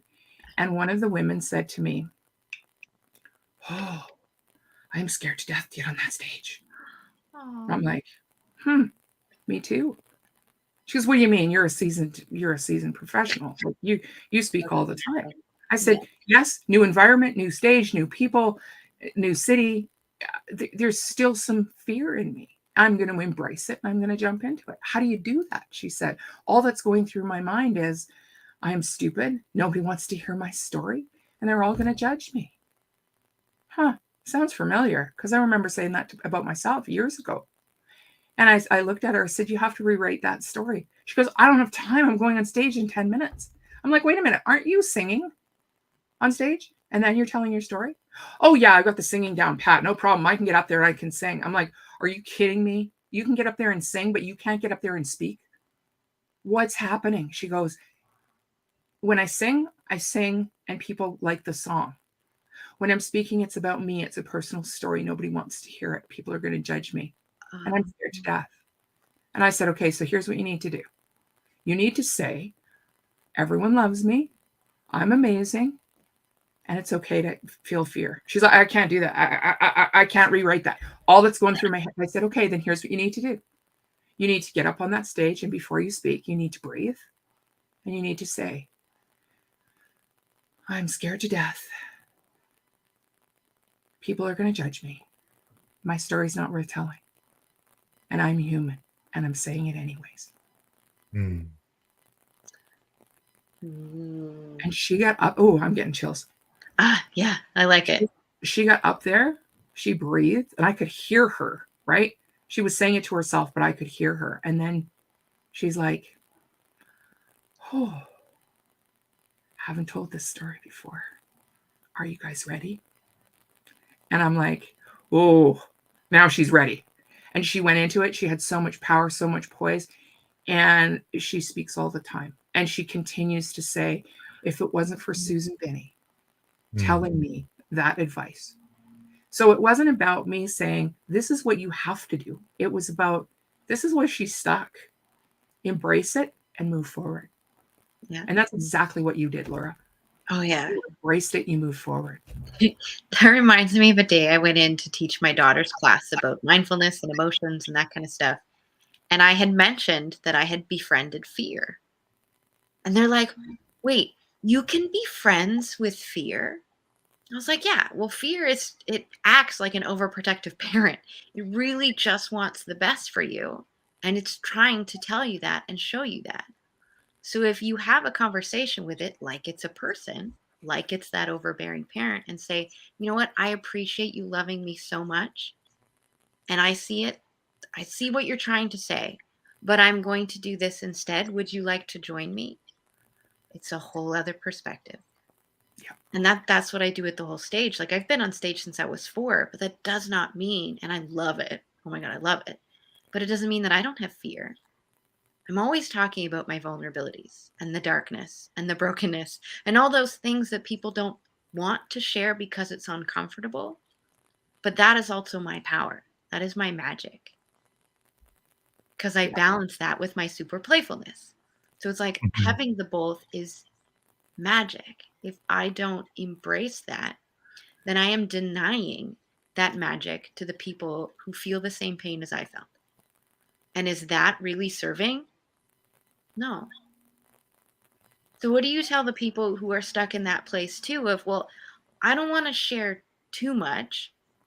Okay, we've gotten past the whole I'm going to be seen as weak and unprofessional piece, but it's the truth. The people who are stuck in sharing the deeper parts of the truth. For example, when you're super mad as a parent and you imagine throwing your kid against the wall, even though you don't, but you still imagine it, but people never say that. But if I say I was so mad, I imagined throwing my daughter against a wall, people know exactly what you're talking about. Even Actually, nobody's ever thought that. It's just you. That's not true. No, I know. So what do you tell people in that arena about sharing the truth of their story, even though it's uncomfortable? I tell them the truth is the best thing to share.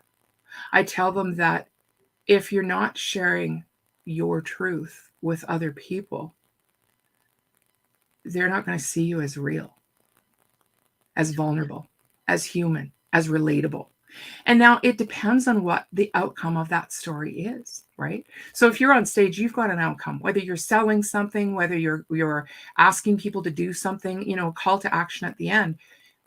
I always say to my clients, what do you want people to feel when they walk away? What do you want them to take away from what you've just shared? And that's what you need to share. Yeah.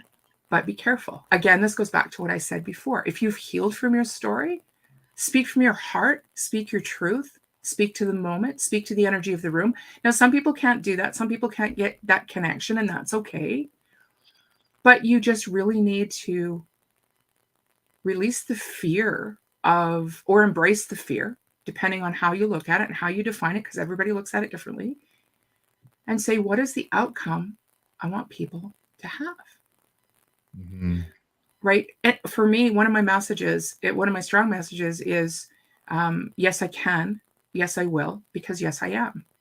Mm-hmm. And I remember sharing that at bLU Talks, the last live event that I spoke at. And I said, I usually typically will say, repeat after me. Yes, I can. Yes, I will, because yes, I am. And then I pause and I let them have a moment. But in that moment, it didn't feel right. Somebody needed to hear it fast and now. So I said, repeat after me. Yes, I can.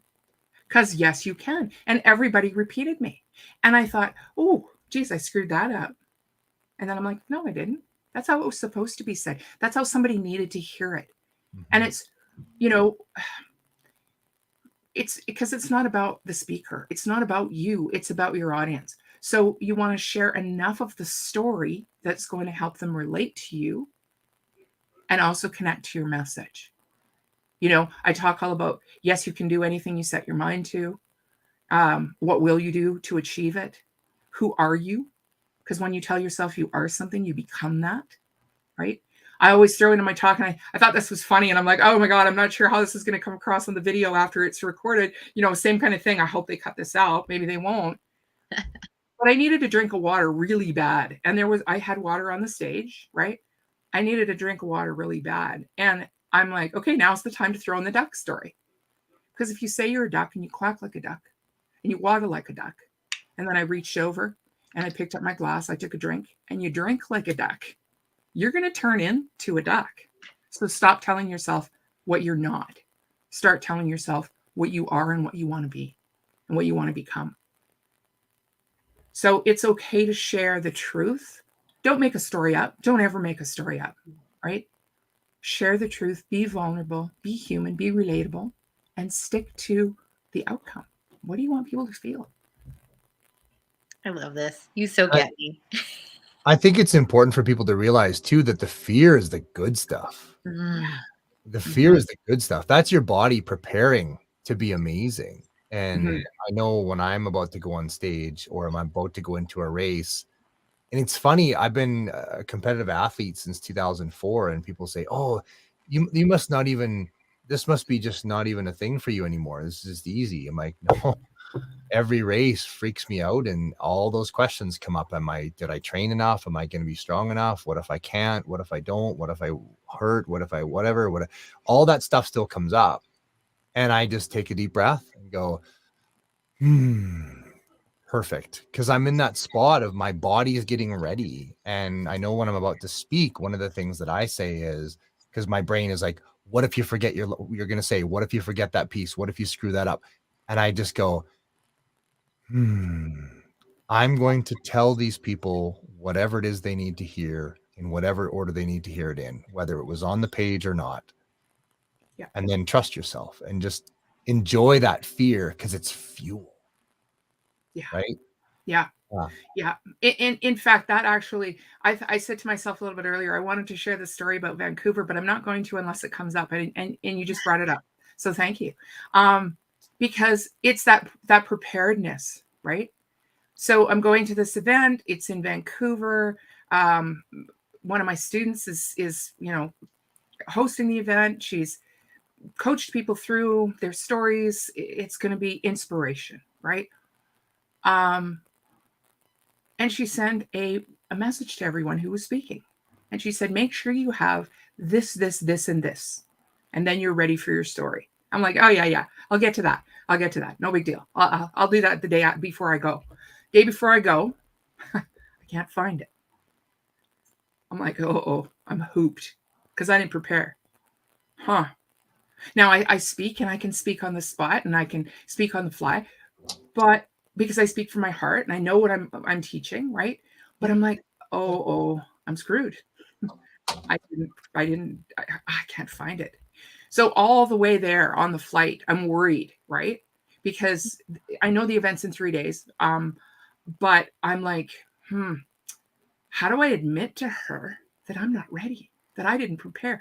And I needed to have her share with me because I need to make sure that I'm prepared as everybody else, right? I'm on the same page with everyone else. So I get off the flight. She meets me at the airport. We go out for dinner. She's like, Susan, how's your flight? And I'm like, oh, well, it was great, but I'm not going to lie to you. I have something on my mind, and it's been on my mind the entire flight. Through the night, I barely slept. And I have to share with you. So I start going into the story and I start sharing this with her and she starts laughing at me. I'm like, what? Why are you laughing at me? She said, oh, Susan, you're so silly. I'm like, well, what? She said, I just told them to have the Susan Binnie method of story ready for stage. What? The Susan Binnie method of story? What are you talking about? She said, I told them to do this, and this. And that's the Susan Binnie method. I'm like, really? Can you write that down for me? Because I need to know what that is. Wait, I have a method? Right? Like, I've got a method. Like, what? She goes, yeah, it's what you taught me in the course you taught about purpose and story. I'm like, oh, okay, I'm good. I'm great. And then at the event, right? Everyone's spoken. The co-host was the last person to speak after me. she calls me up on stage and she goes through this introduction of me that I've never heard before. It was amazing. And she says, and I just want to tell you that because of Susan Binnie's method of telling story and me learning that and then sharing that with each speaker, Susan has actually touched every person in this room. Aww. There was 150 people in that room. And I was like, oh, okay, now I have to talk? Really?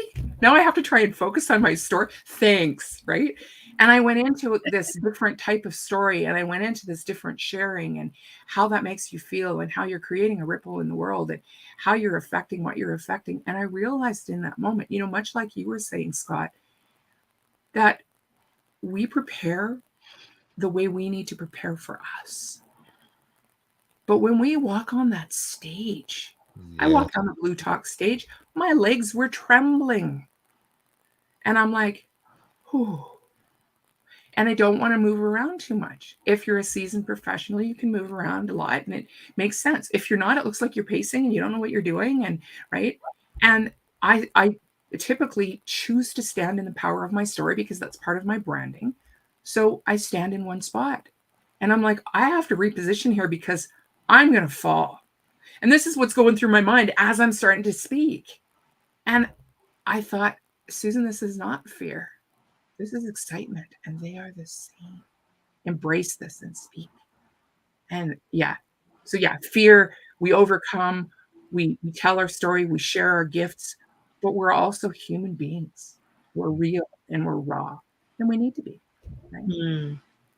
I remember when I first started getting into professional speaking, they're like, you should have your hands in the box, which is about where Zoom is, right? So you've got this much space. And I'm like, I have an acting and performing background. And you want me to stay in this box? No. I am all over the stage acting my story out because I'm a visual person. I have to play movies in my head or I don't process things as easily. Therefore, when I speak it out, I try to do the same thing. I'm like creating images with my hands. But you can see how you, as Susan Binnie, bring you as Susan Binnie into everything that you speak. Yeah. And me on stage, I look different. Scotty on stage, he looks different. Do And you we ever need have to. people who try to be someone else? Like, what would you tell, I guess, somebody trying to act like somebody else on stage? Oh, wow. Yes. Okay. So if you're at an event and you've been coached by Susan Binnie, you're all going to look different and you're supposed to. There are some events I've been to where every single speaker looks the same. They come on and they've learned a system, right? A signature talk, for example. You have to throw your own personal beingness into that. You have to have your, you know, your broad spectrum, you're thinking outside of the box, your personality, because if you don't, here's what's going to happen. Speaker one comes on. Hi, my name is, I'm here to talk about, and then, and so it is.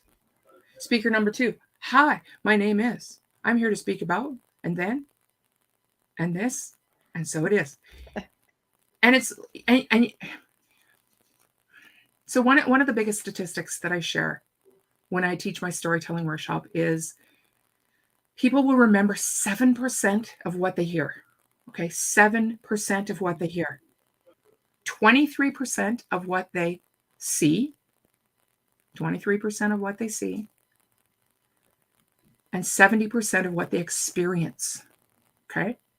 So if their experience is every single speaker looks the same and acts the same, nobody's going to remember what you said. Nobody's going to remember your actions. They're just going to remember the experience and how effing boring it was because everybody had the same talk.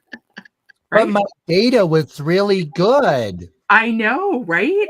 And this is the other thing, okay? Like I have this opportunity coming up here in July to go to this event that I've done with my daughter before. It's called International Presentation of Performers. where kids get together and they are able to act, dance, and sing in front of agents and directors and managers and all of this, right? And we went back the second year or 6 months later to volunteer. And then because my daughter said, hey, that was so much fun, can we go back and volunteer? I'm like, yeah, I don't know, honey. Well, I'll ask, but I don't know, right? There was 1,000 people there. Like, I don't know. We stood up because we were ourselves. They remembered us. They said, sure, come back and volunteer. And then 6 months later, come back and we'll pay you. And your daughter can re-perform and everything will be free and la, la, la, la, la, right? Okay, cool. Because of COVID, we didn't go for 2 years. Well, they've invited us back. And this time they said, Susan, you're a brilliant coach. Will you speak? Will I speak from stage and help the parents of these kids? Absolutely. Yes. Right? They're like, well, we don't have a budget to pay you. I'm like, that's okay. Can I sell from stage? They're like, yeah, you can sell whatever you want. I'm like, cool. Everybody's going to remember the experience, right? She said, do you want to know who else is speaking? I said, it doesn't matter.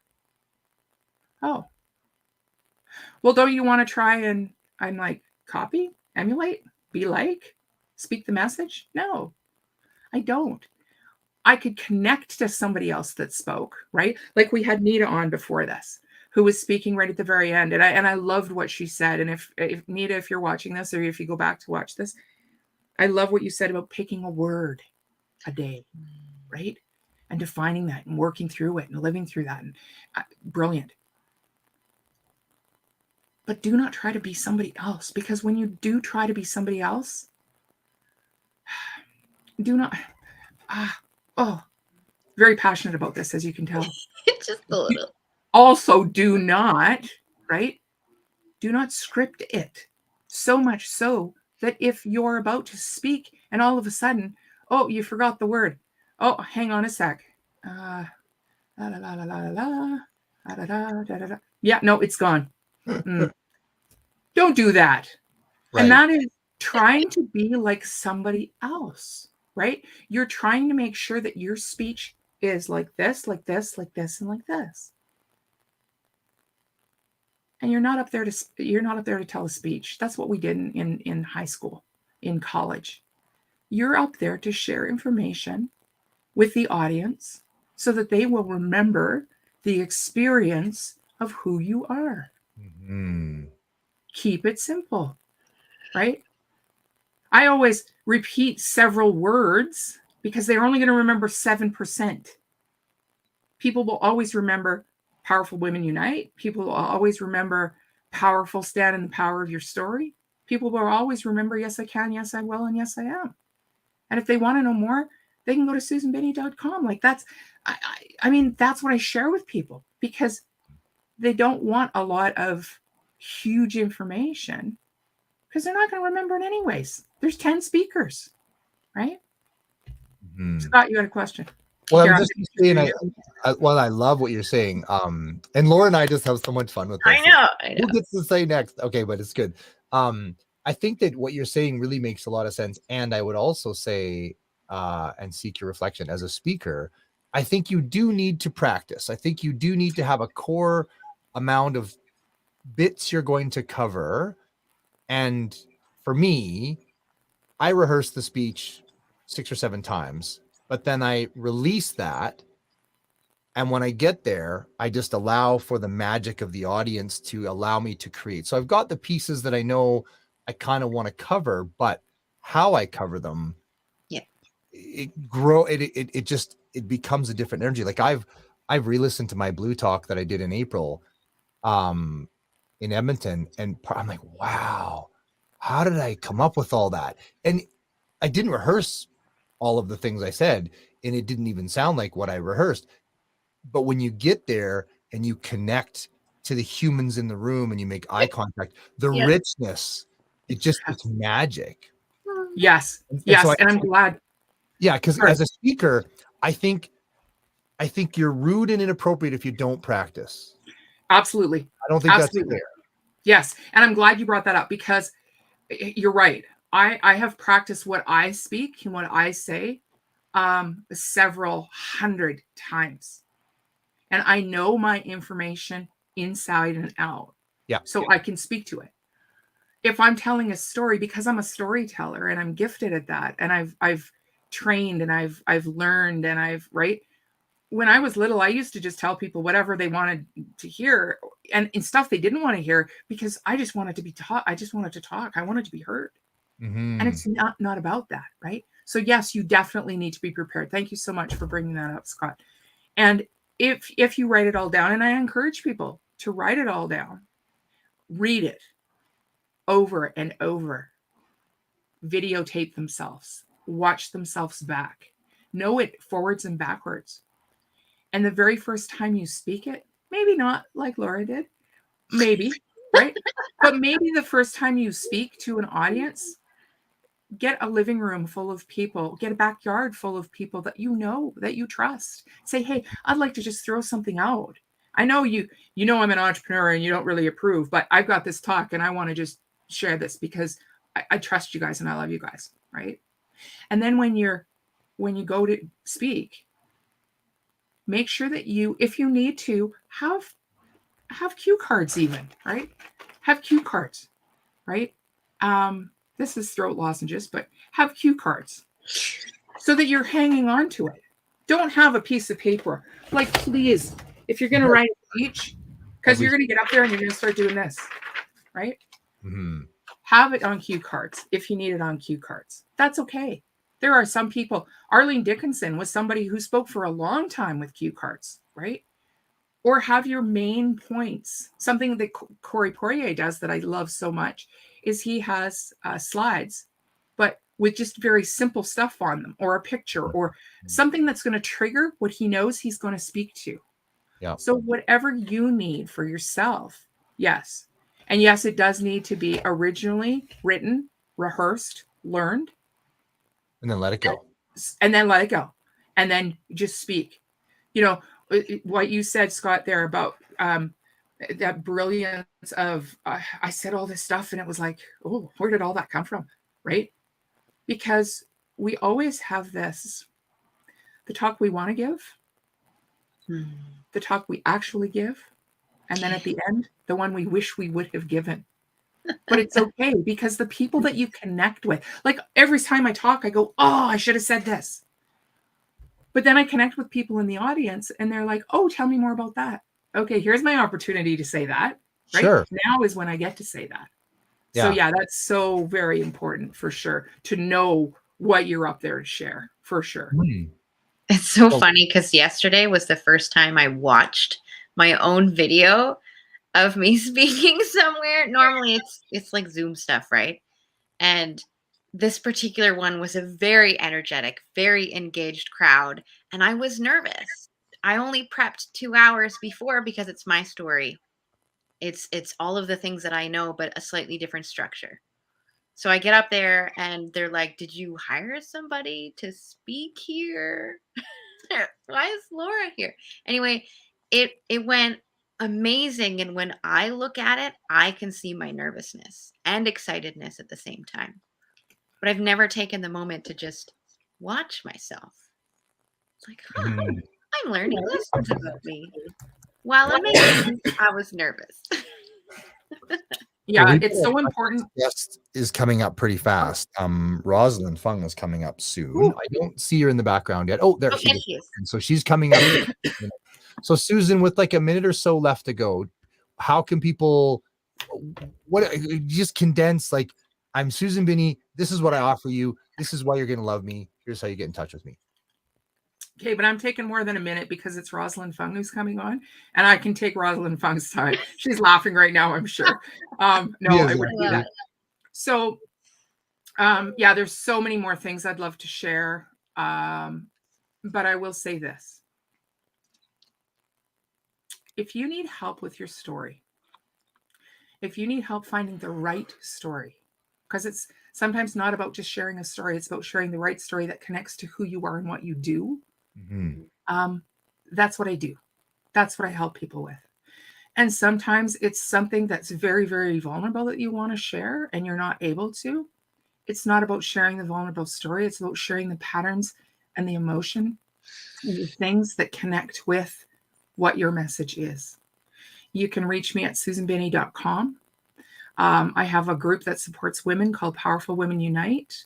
It's on a bit of a hiatus right now because of my kidney until September, but it'll be monthly, the last Monday of every month. If you're interested in that, just go on to Powerful Women Unite on Facebook, Powerful Women Unite Community. I'd love for you to join. SusanBinnie.com, Susan at Susan Binnie. Look up Susan Binnie anywhere, I'll pop up. Please connect with me. That would be fantastic. And I want to remind you to think about, what do you want? What is the life you want? What do you want from your story? What do you want from who you are? What can you do to get there? What will you do to make it happen? And who are you? And I also want to offer anyone who is listening a complimentary 30-minute deep dive discovery call with Susan Binnie. And all you have to do is either go onto my website and go into contact, or you can email me, Susan at susanbinnie.com. Just type in the word Amplify. Or I'm going to give you a quick number, 780-904-7893. Text the word Amplify. Again, that's 780-904-7893. Text the word Amplify, and I will, arrange a call with you. And I promise not to sell you anything. I promise to help you with whatever story discovery you need. And that's me. And thanks so much, you guys, for having me. And Rosalyn, I think I may have taken a minute of your time, but that's okay, because you've got lots of time and you've got lots to share with the world as well. I just put your website and your phone number on the thread, so that's awesome. Susan, Perfect. always a treat to chat with you. Thank you so much for all that you do and for inspiring the world. And I wish you the best with your kidney stone. May it just evaporate. Yeah, they're going to blast it and pull it out. And then I have 2 weeks to recover. They say it's a 6-week recovery, but I have 2 weeks because I got to jump on a plane to go to LA and speak. So, but thank you so much. And thank you guys so much for this time. It's always a treat speaking with you both. Bye, magical Susan. Thank you. Bye. Okay, deep breath. All right. I don't know how many of you are Jurassic Park fans. We just watched the new one. It was kind of a bunch of stuff. It was okay. But the first Jurassic Park, do you remember? I don't smoke, but do you remember Samuel L. Jackson? Hold on to your butts. Do you remember that part? In the original one? In the original one, when he's about to reboot all of Jurassic Park, and he says, Yes. hold on to your butts, right? Yeah. Remember that? That's how I feel right now, because we're going to bring Rosalyn Fung on. So hold on to your butts. Oh, I did some prep work because I knew Rosalyn and I were going to be in the same room again. I was like, okay, internet. Okay, Yes. power sources. This is going to be happening. Let's chill a little bit today. All right, here comes the boom. Oh my God, I love it. I'm prepared. And then I realized I'm wearing the same dress I always wear when I see have you. something special here because it's Scott's birthday. It is. I was going to sing happy birthday. Scott. I went to Facebook. Oh my God. Hang on. See, there's that energy. Here it comes. In my mind, this would go a lot smoother. There we go. Happy birthday, Scott. I had no idea it was your birthday today. And when I went to go tag you, I went on your page to find the link to share this. And I'm like, oh my gosh, it's Scott's birthday. It's Happy Facebook Day. birthday to you. And I feel like, like sparkling, starting our little show here with this. Yeah. Because That's I'm awesome. an igniter. I love to catalyze people into their next level version of themselves. And it's Scott's birthday. Perfect. Thank you. That's awesome. Oh, I'm loving all I've been popping in and out of the interviews, and absolutely okay, Susan, that you take your time to share your gifts and how people can work with you. I love that. Fully support that. I'm like, yes, in the background. And so excited that Nita was also one of the speakers here from our amazing Flourishing Life Coaching tribe. So that's amazing. Yay. Yeah, Nita's in the background saying, happy birthday, Scott. It's not about me. It's not about me. It's about Rosalyn. Tell us about yourself, Rosalyn. Got this juicy, soulgasmic interview. Oh, I'm so excited to be here with you both. So I have a question that I've been asking a few people, which is slightly different. So I want to know 3 words that you would use to describe yourself to people, Rosalyn. Well, I think it's my brand. Fun, Bold, bold, sexy sexy. Yeah. Fun, bold, sexy is my pillars too. And the sexy is really about our energy, about our magnetism. And, I often talk about you can see somebody who may be quote unquote classically attractive, but if they have these characteristics of being, we'll say, a taker, they're all about themselves, they are greedy, they're conceited, that's not that sexy. Like, that is the most repelling thing ever. You want to stay away from it with a 100-foot pole. No, thank you. Right. But if you can take somebody who maybe even is not quote unquote classically attractive on the physical level, but oh my God, you can feel their soul. You can feel their heart. You can feel how giving they are, how loving they are, how much they are here to contribute, how on purpose they are. That's what matters. And really, that's what I'm about, is helping people just get out of their own way and boldly, authentically show up full of hearts, and see each other for our souls. Like, we are all here, souls having a human being experience. And when we can tap in and tune into ourselves and our soul and really lead with our hearts and aligned with our soul mission, that's sexy. That's magnetic. People are leaning in. And we're not for everybody. That is okay. We are going to repel certain. I know I repel certain people. That's all good. I'm not for them. I'm okay with that. And that is really also that level of worthiness, that you're worthy. You are so on purpose, and if you're not, I would say, if you're not polarizing people, you're not being bold enough in your authenticity. Not everybody's going to resonate with you, and that is absolutely okay. You do you.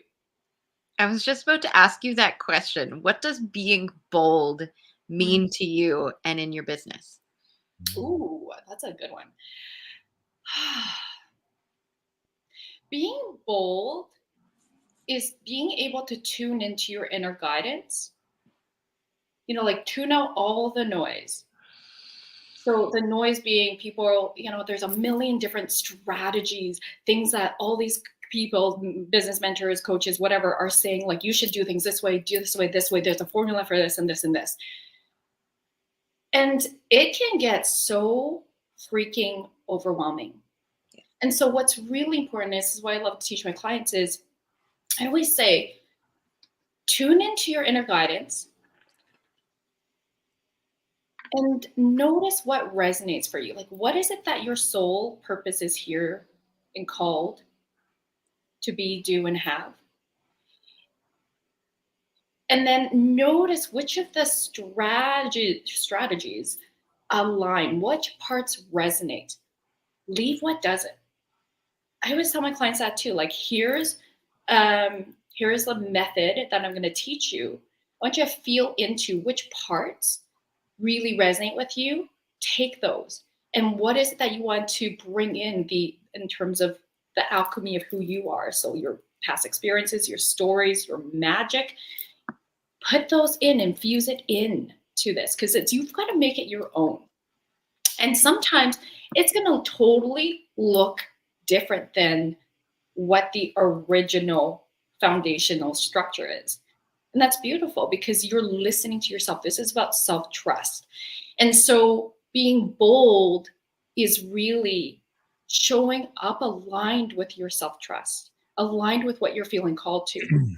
Yes, I do believe it's really important to see the bigger picture and see where you're moving forward in terms of your big vision. And what's more important is that you're present, you're dropped in, you're here, and you're speaking. Here's a bold piece, the really bold piece. You're sharing something that maybe not everyone is going to be okay with. but you're sharing it from your heart. You're sharing it from a place of love, not ego. Okay. You're not here to get love. You're here to be love and share that love. Ego also is like, oh my gosh, I can't say that because so-and-so is going, what are they going to think? What if people are going to judge me? What if people are going to ask me questions that I don't know about? And so you're trying to cater and filter and squish yourself. No, thank you. That's not why you were here. You're here because you have a message to share. You're here because you're on a soul mission. And your people need to hear exactly the way that you share it in all its imperfect ways, because that's what lands for them. And that's being bold. It's not about how loud you are. It's not about, it's like that, like, look at me energy. It's I'm just going to show up and say this, even though it's a little scary. It's vulnerable. It's tender. And yet somebody needs to hear this, even if it's one person. I mean, usually more than one person. But you're sharing it in a way where it's just like you're giving others permission to also step into, for example, their power. And I hope that as I'm sharing this, those that are tuning in, if this might be resonating for you. I'm getting that sense, like, just like intuitively, this is going to resonate. This is going to give somebody permission to be like, oh, I don't have to do steps A, B, C, and D so that I can get result X, Y, and Z. I can do it my way. Yeah, absolutely. Because if you try to put yourself in a box, I'm so not, as you guys all know, I'm not about being in boxes. Then you're compromising parts of you. You're not fully expressing. And you're here to fully express. That's why we're here on Amplify Your Message. You're here to fully express, not just in your words, but in your energy, in your capacity, in all the ways, in your creativity that you are meant to be sharing and showing up. Ooh, so I want to ask you that then. If we're thinking about being bold and we have people practicing what that looks like for them, what is the difference between practicing being bold and being fully expressed? I think I have the same water bottle as you. Really powerful questions. I love this. So, and I'm going to just back this up. And I really love what you just shared about practicing being bold. I do not believe in faking it till you make it, because it has faking in it. I'm not about faking. This is about being until you become it. And the only way we can build our confidence in being more bold is to take aligned action. Confidence only comes from taking courageous action. And so I love this question in terms of, as we're practicing being bold, as we're actually showing up, let's say, for example, on these lives, on an interview, on, wherever the platform is, on a podcast. I saw people, I'm like, hey, you ready to be on my show, my TV show called Activate Your Soulgasmic Business, by the way. I have people going, I'm not ready. I'm not ready. I'm like, what do you mean you're not ready? You're freaking ready. Your content's amazing. You're showing up on your content. This is that next level. You're never going to be right. You just got to do it. And so it's like stepping in to that next level version of yourself. And as you do that, something inside unfolds, unleashes. And it's like, holy shit, I could totally do this. I'm doing it. I'm doing it right now. And then more downloads come in, more expands from inside, because it's like, here's our comfort zone. And we step outside our comfort zone a little bit. It's scary. It's really scary, right? Especially those of you who are taking leap of faith. I had to do that many times. And does it get easier every time? I wouldn't say so. It kind of depends, right? And so, but what happens is, with this same energy, you continue taking that courageous action, and eventually you'll arrive at that next level version of you that you've been really dreaming into being. And here you are. So what was really tough and scary and vulnerable before now is your new normal. It's your new energetic foundation. It's like, oh yeah, I used to once upon a time be scared to show up on Facebook Lives.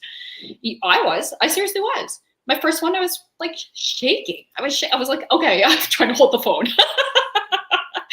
and then it just got easier and easier and easier. So we all start from somewhere, but we must start. We must put that foot, even if it's like half an inch in front of the other.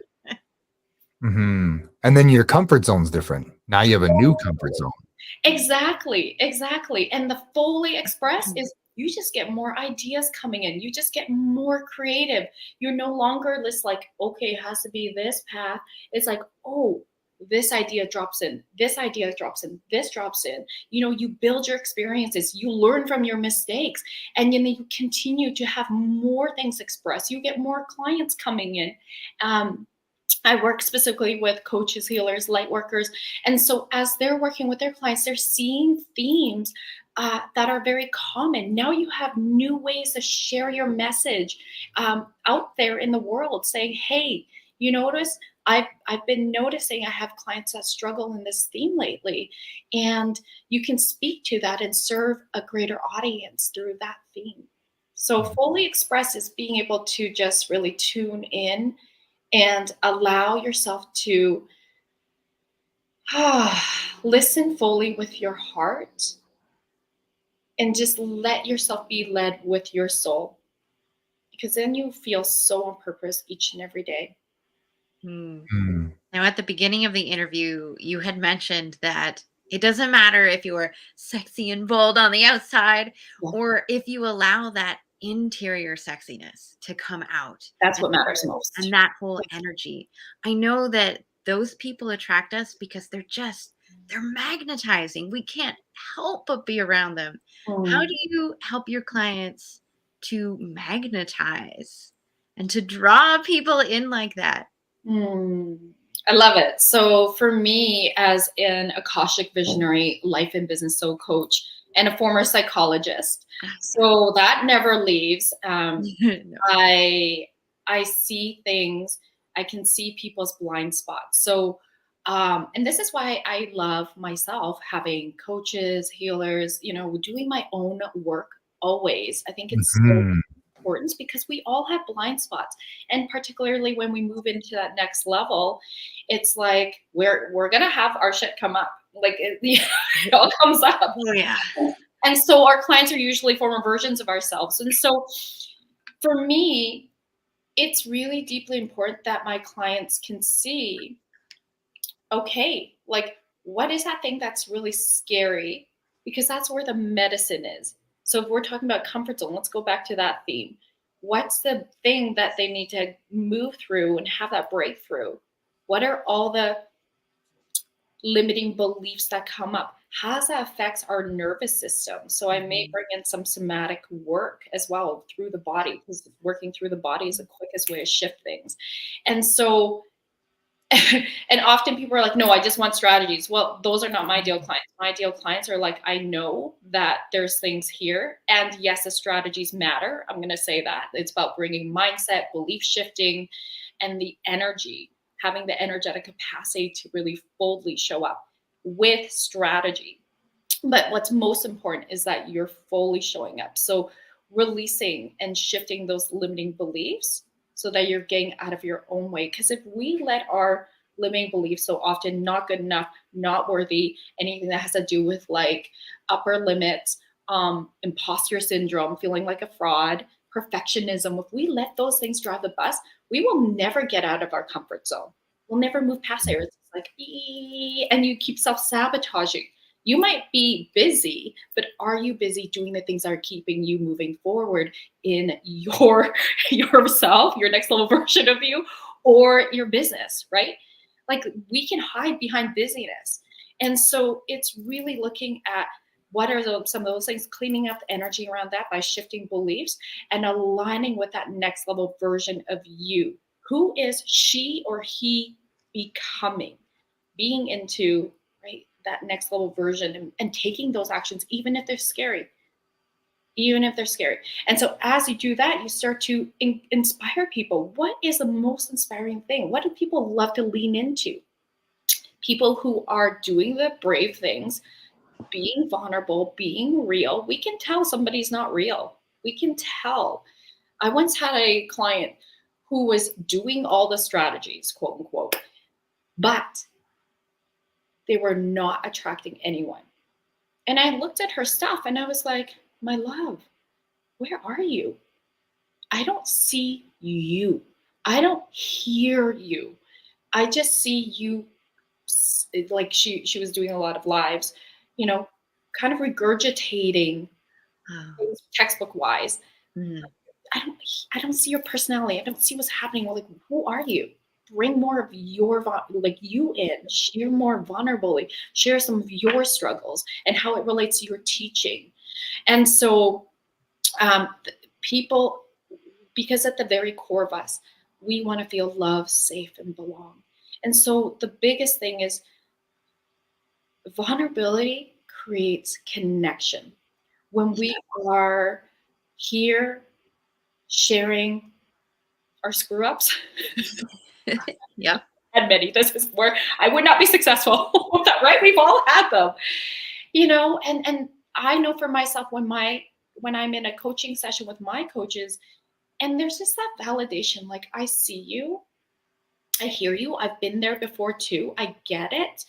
And they can have their own story of relating as a way to help me feel like, okay, I don't need to have shame around this. Yeah. And that's what I love to do for my clients too. It's like, wow. And so my clients then start to show up more vulnerably. And then that's what attracts their clients, because it's like, I see you, I get it. I was that too. I've been there. And you're a mirror then of hope, of like that. They see themselves in you, right? And so it's just like they're doing something. Their energy is like aligned with mine. It's resonating how they're delivering things. They're going to lean in. That's what the magnetism is. And the beautiful thing is, anyone that doesn't resonate, that's repelling. Excellent. We don't want to waste our time. We don't want them to waste their time. Did I answer that question? You answered all of the questions all at once. No, one of the things that I tell my clients is that an audience can feel if you're speaking from a place of pain. And what I mean by that is when you have that vulnerable story and you haven't worked through the emotional journey of that, and you're just sharing here are the how-tos, the insights, the lessons that I have, your audience will see that and be like, well, they may have the results that I want, but they still feel the pain, and I don't want to feel the pain. So they have that resistance. Yeah. How do people kind of move past? You said you work physically with them.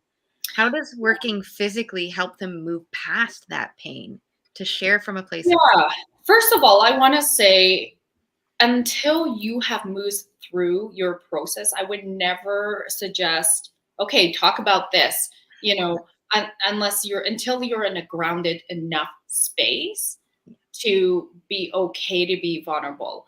Otherwise, you're extra sensitive to what outside comments, especially the naysayers, will say, and that can just funk up your process, let's just say. So always be in a place where you are grounded, you have processed deeply, you're solid within yourself. You don't have to be so far ahead from your ideal clients, but you're far enough ahead to be like, yeah, I'm so grounded, like nothing negative can penetrate me. Like, you can try, but it's not going to happen. Okay. So that's what I want to say first. And then repeat your question again. Oh, yes. How do I work somatically? So oftentimes, because I'm trained to see things in systems, like as a marriage and family therapist, and then I'm also tracking things in the body. So the quickest way, because our body cannot tell the difference between thinking about something versus being there. So if I'm thinking about something that excites me, my body starts to move into that excitement. If I was to notice the sensations. So I'm here right now being interviewed and having this awesome conversation with Laura and Scott. And if I was to tune in this moment, so I dropped the story, but if I was just to tune in this moment and what I'm feeling sensation wise, I'm feeling very solid in my core. I'm feeling excited. There might be a little bit of nervousness. Nervousness and excitement feel the same. So I'm feeling a little bit of like buzzy feeling. And if I was to notice where that's located, it's a little bit in my solar plex and a lot more in the heart space. But at the same time, also feeling this expansion here and excitement that other people are tuning in, that thought of that. Okay. And so when my clients are in a perhaps more contracted space, so a very common belief I hear, because a lot of my clients, before they work with me, they hire me because they're like, I'm hiding, even if they're showing up some way and it looks like they're showing up, but they know there's another level within them. They know that they're capable of more, and yet they're not. They keep self-sabotaging. They're not moving into that space. They're like, I need some support. And so we'll bring up a scenario and then I'll drop the story and they'll just share some sensations of what's happening. And oftentimes that leads to an inner child place, because this is familiar. This isn't something that just happened right now, right? It's usually something that they feel familiar with as a inner child. And I can quickly move right into that and speak to that inner child. So I'm speaking to the subconscious and shifting things so that now I'm not kidding you, even within 5 minutes. When we were on Corey's boot camp, speakers and I was the laser coaches, I was like, I just don't like just to talk things out. I'm like, yo, let's drop this, let's move right into the body. And they shifted within like 10 minutes. They're like, oh my God. Like it's a process from bottom up. It's not a let's think differently. Because we all know we need to think differently. This current way of thinking isn't working. But what's powerful is when we're receiving the understanding of opening those blind spots and receiving on a cellular level a shift. And that allows then my clients to really show up differently because they feel different. They all of a sudden feel more like, oh, wow, like that's really different. Okay. Like I feel like I can do this. I feel like I'm more capable because I've been able to shift them. It's a co-creation into this space of the empowered self that they've been envisioning.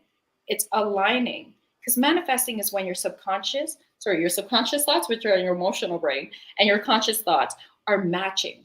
Mm-hmm. That's when we can achieve our results. Self-sabotaging happens when, even if you achieve it, all of a sudden the subconscious mind is not aligning because it's still running the show. It will find a way of sabotage. So it's also not just manifesting, but then able to hold that new level, have that capacity, hold the new level that you're at. Is that making sense? How do we fix that? I know, right? But it's an interesting element. There's so many pieces to unpack here, but one of them is, now I'm going to speak from my experience because absolutely the one I know best, but people tell me I'm a good speaker and people tell me I have all these abilities and stuff, but thank you. But I have to say, your talk was one of my favorite talks at Blue Talks at U of A. Oh my God. I've been sharing it. I'm like, you guys watch this one. Oh my God, it's so good. And it's interesting, some of the things that our speakers today have alluded to, where there's a fear, there's a not good enough subconscious cassette tape still playing. And I get lost in being busy and not doing what I love. Like I want to be a paid professional speaker as what I do. And right now it's like lightning striking. It's once in a while because I'm too busy to apply to speeches and I'm too busy to find any. I know that's that whole subconscious, poor little not good enough kid still running the cassette. And it's like, man, how do you help people move past that into their greatest potential? Beautiful. Can I do a quick work with you? 100%. bring that up, and it's very, very. Thank you so much for your vulnerability. I really appreciate it because you're doing the work for many right now, so people can learn vicariously. So as you're thinking about being that consistent speaker on stages, being paid, and you're noticing you're sabotaging, you're noticing, okay, it's like that child inside. What are you, as you tune into that part of you, the part of you that's not good enough, feeling not good enough, feeling not good enough. What happens in your body right now?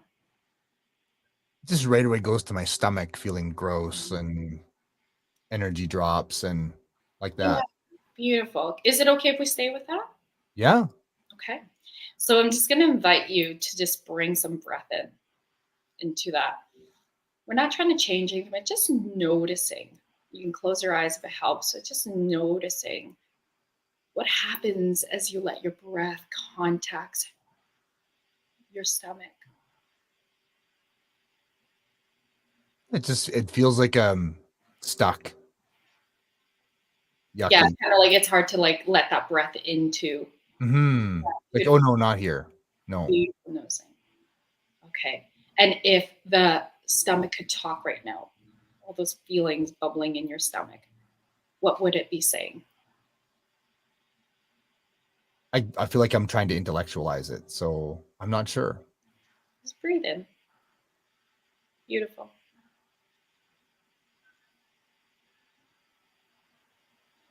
It just comes up with fear of, well, I can't, I won't. Well, there's bills to pay and you need to just work.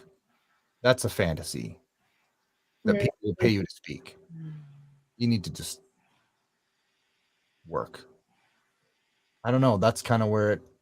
Yeah. So if we were just to tune in, you're doing great. You're doing great. So just tuning in more into your belly. Because this probably feels familiar, right? Like it's an old pattern. Yeah. How old does it feel? Oh, we're going way back. First time. All the way back. First time you felt this. Oh, we're way into childhood. Not good enough.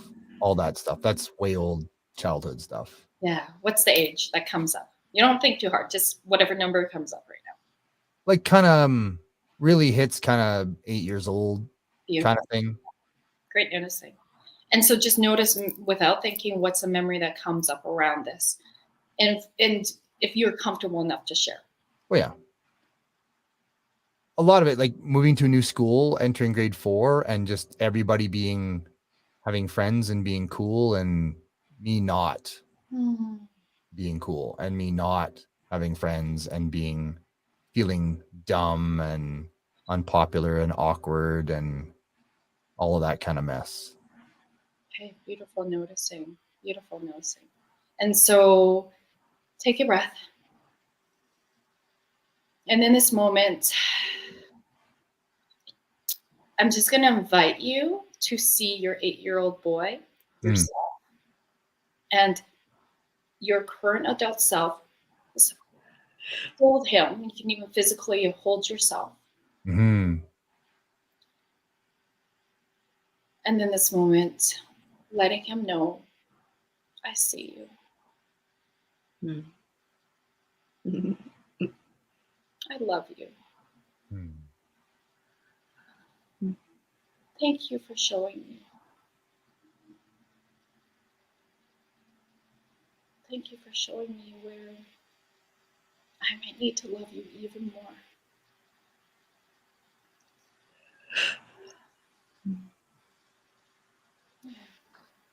And so what do you notice now in your body as you're holding your 8-year-old self?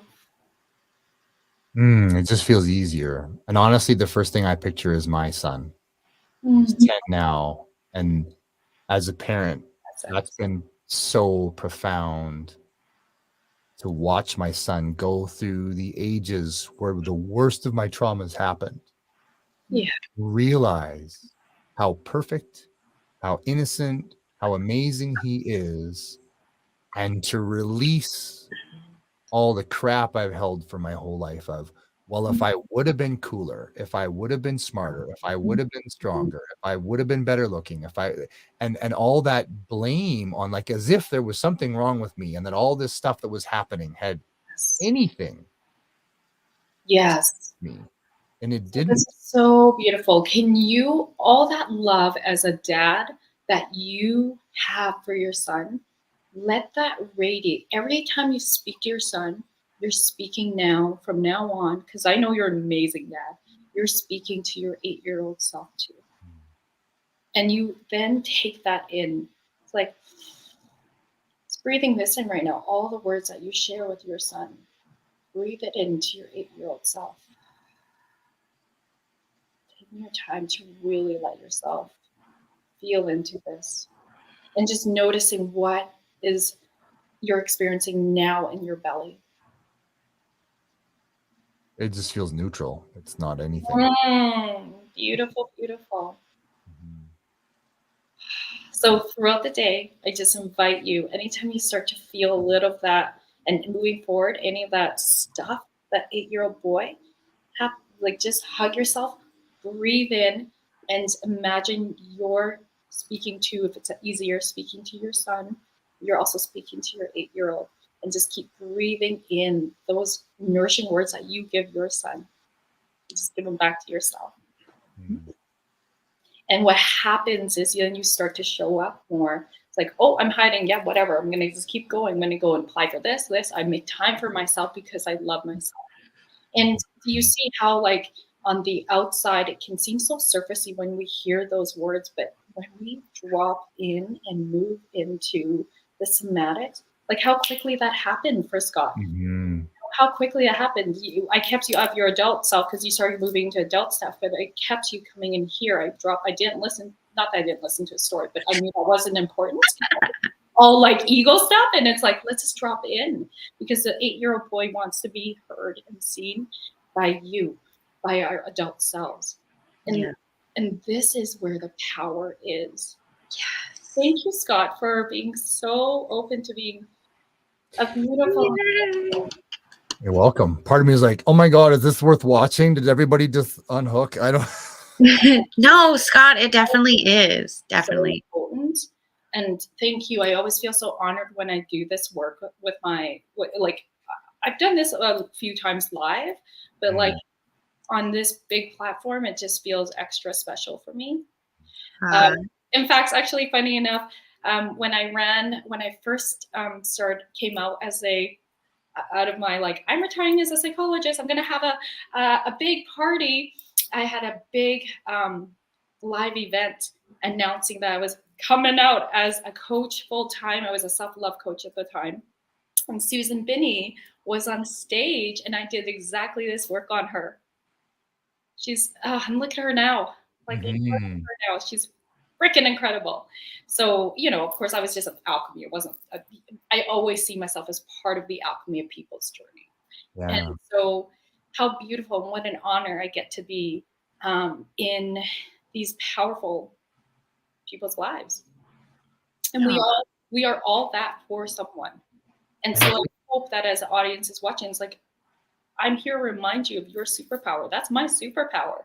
I'm here to catalyze you, remind you of what your purpose is, help you move along, aligned with your soul, aligned with your own intuition. But sometimes we just gotta also stop and just be like, yeah, I love me. I love my little self that starts to come up and sometimes sabotage. It's like, because the medicine is going in, not out.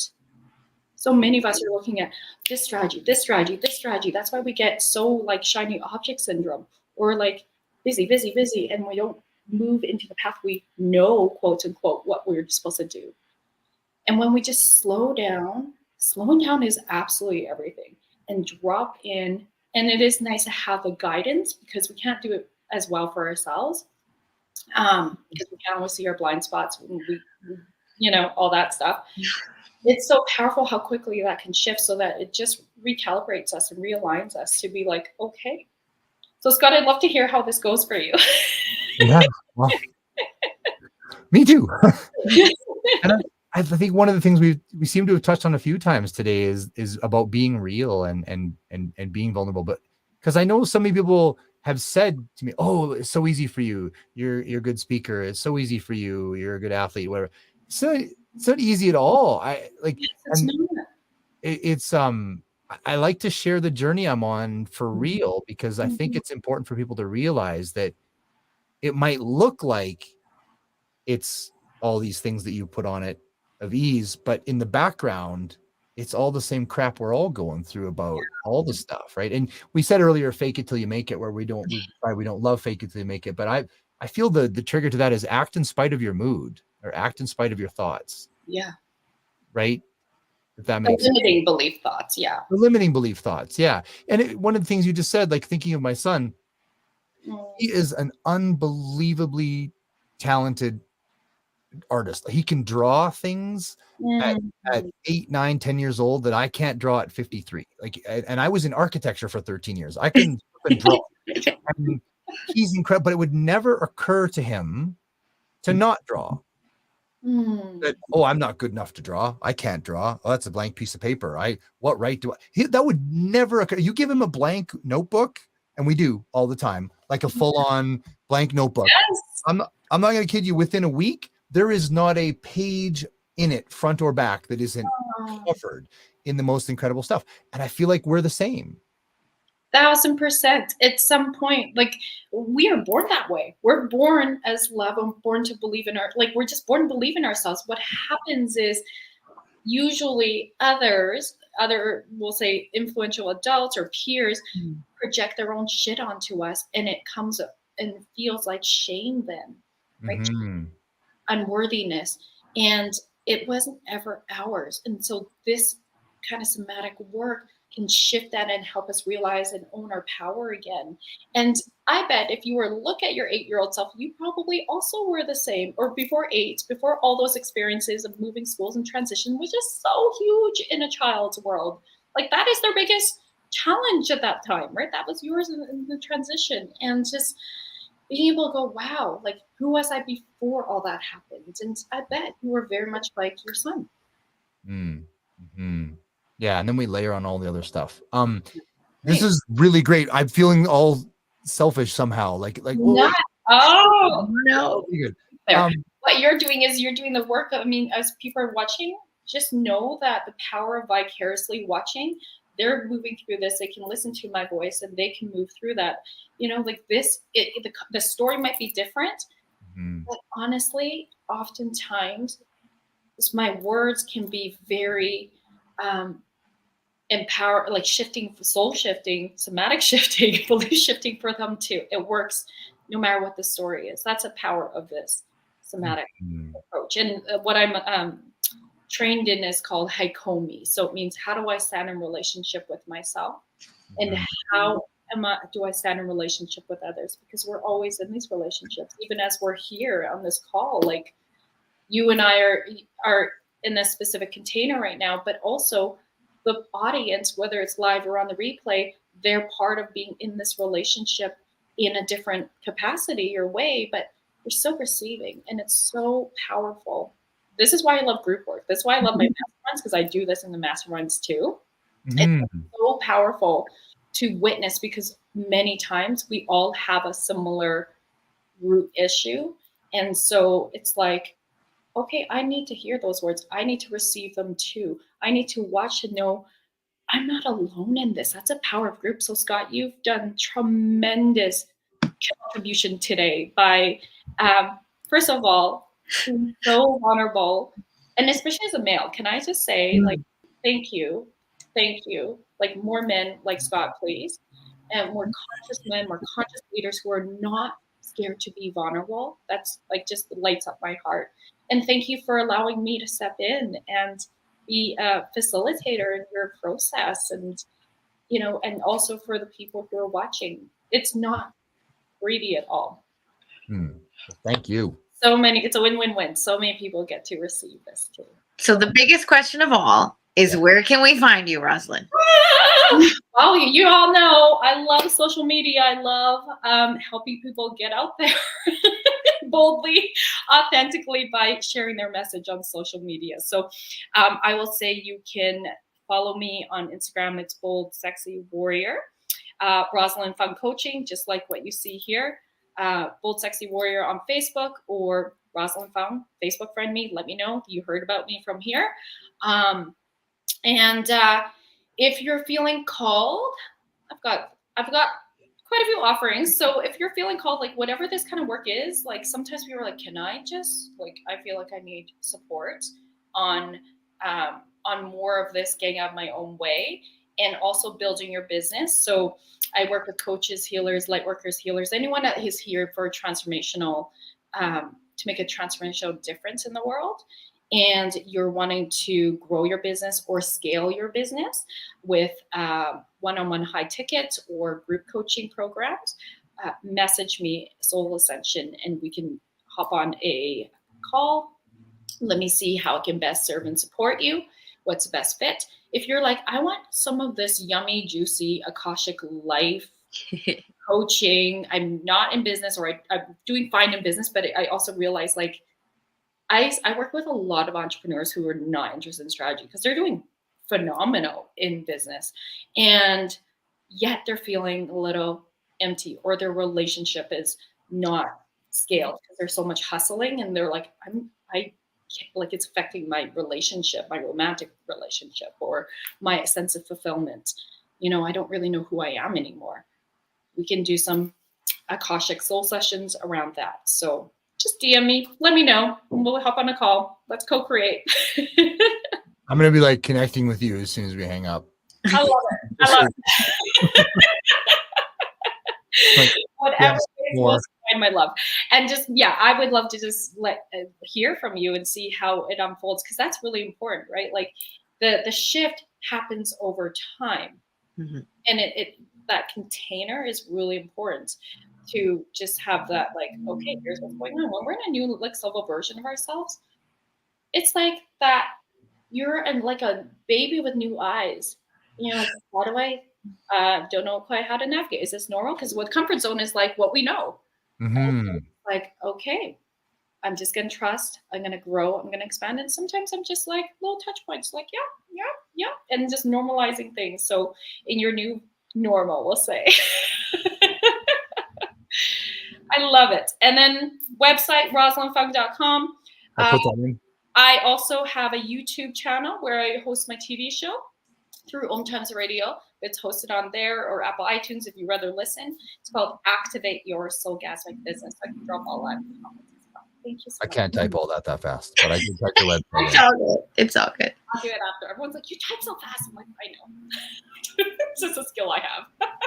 That's amazing. Look, no tech issues this time. Yay! No, usually my internet gets a little wonky. I even have like somebody, there's a window right here, and somebody's like cleaning the eavesdrop. I'm like, hi. It's all good.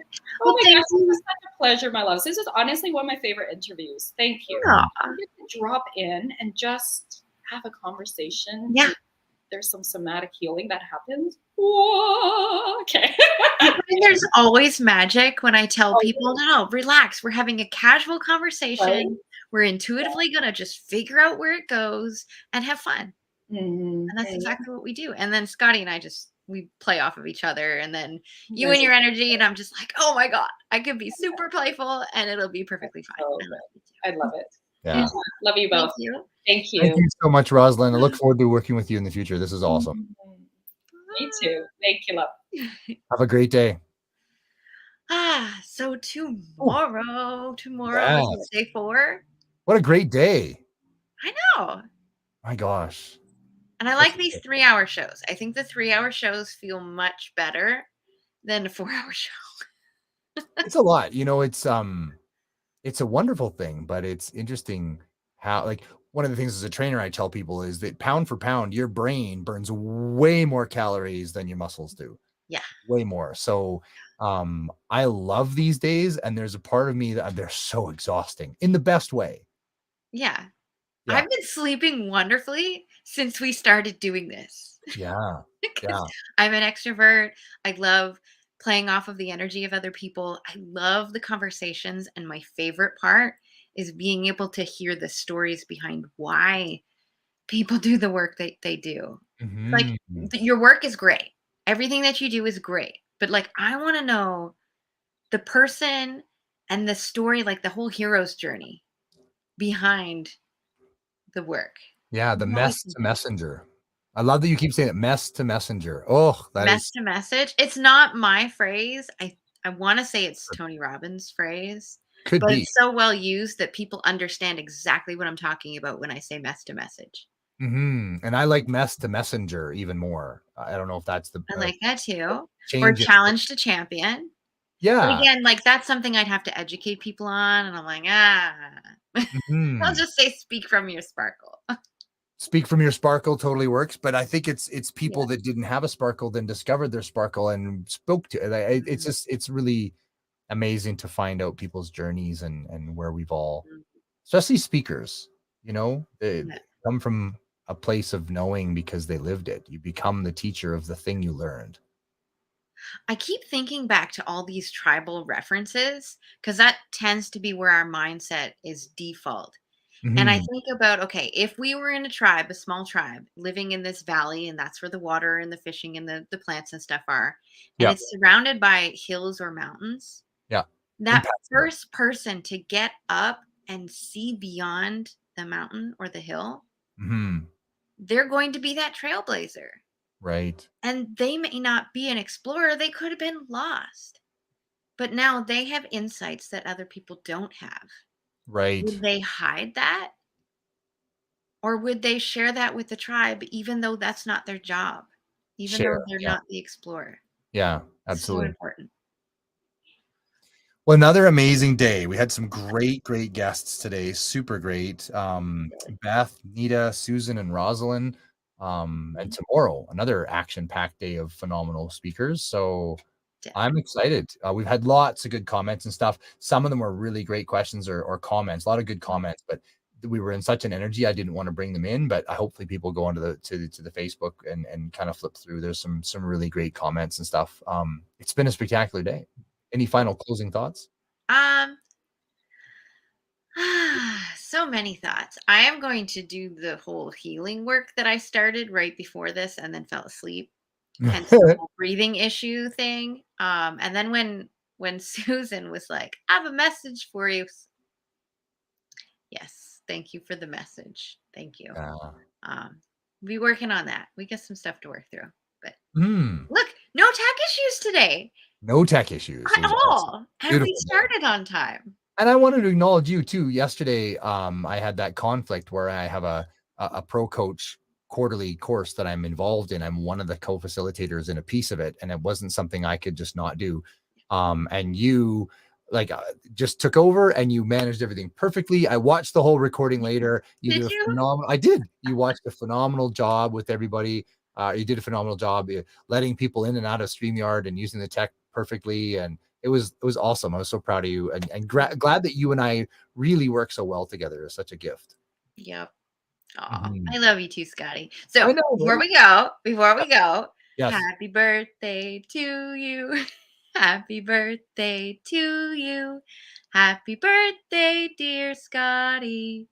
Happy birthday to you. Thank you. I call that the stand and look awkward song. What? I call that the stand and look awkward song because there's everybody's singing but one, and they're just standing there like, No, so you can sing too. You could be like, happy birthday to me. I'm me. the badass. You could see, I don't know, you can just make shit up as you go. You could. Yeah.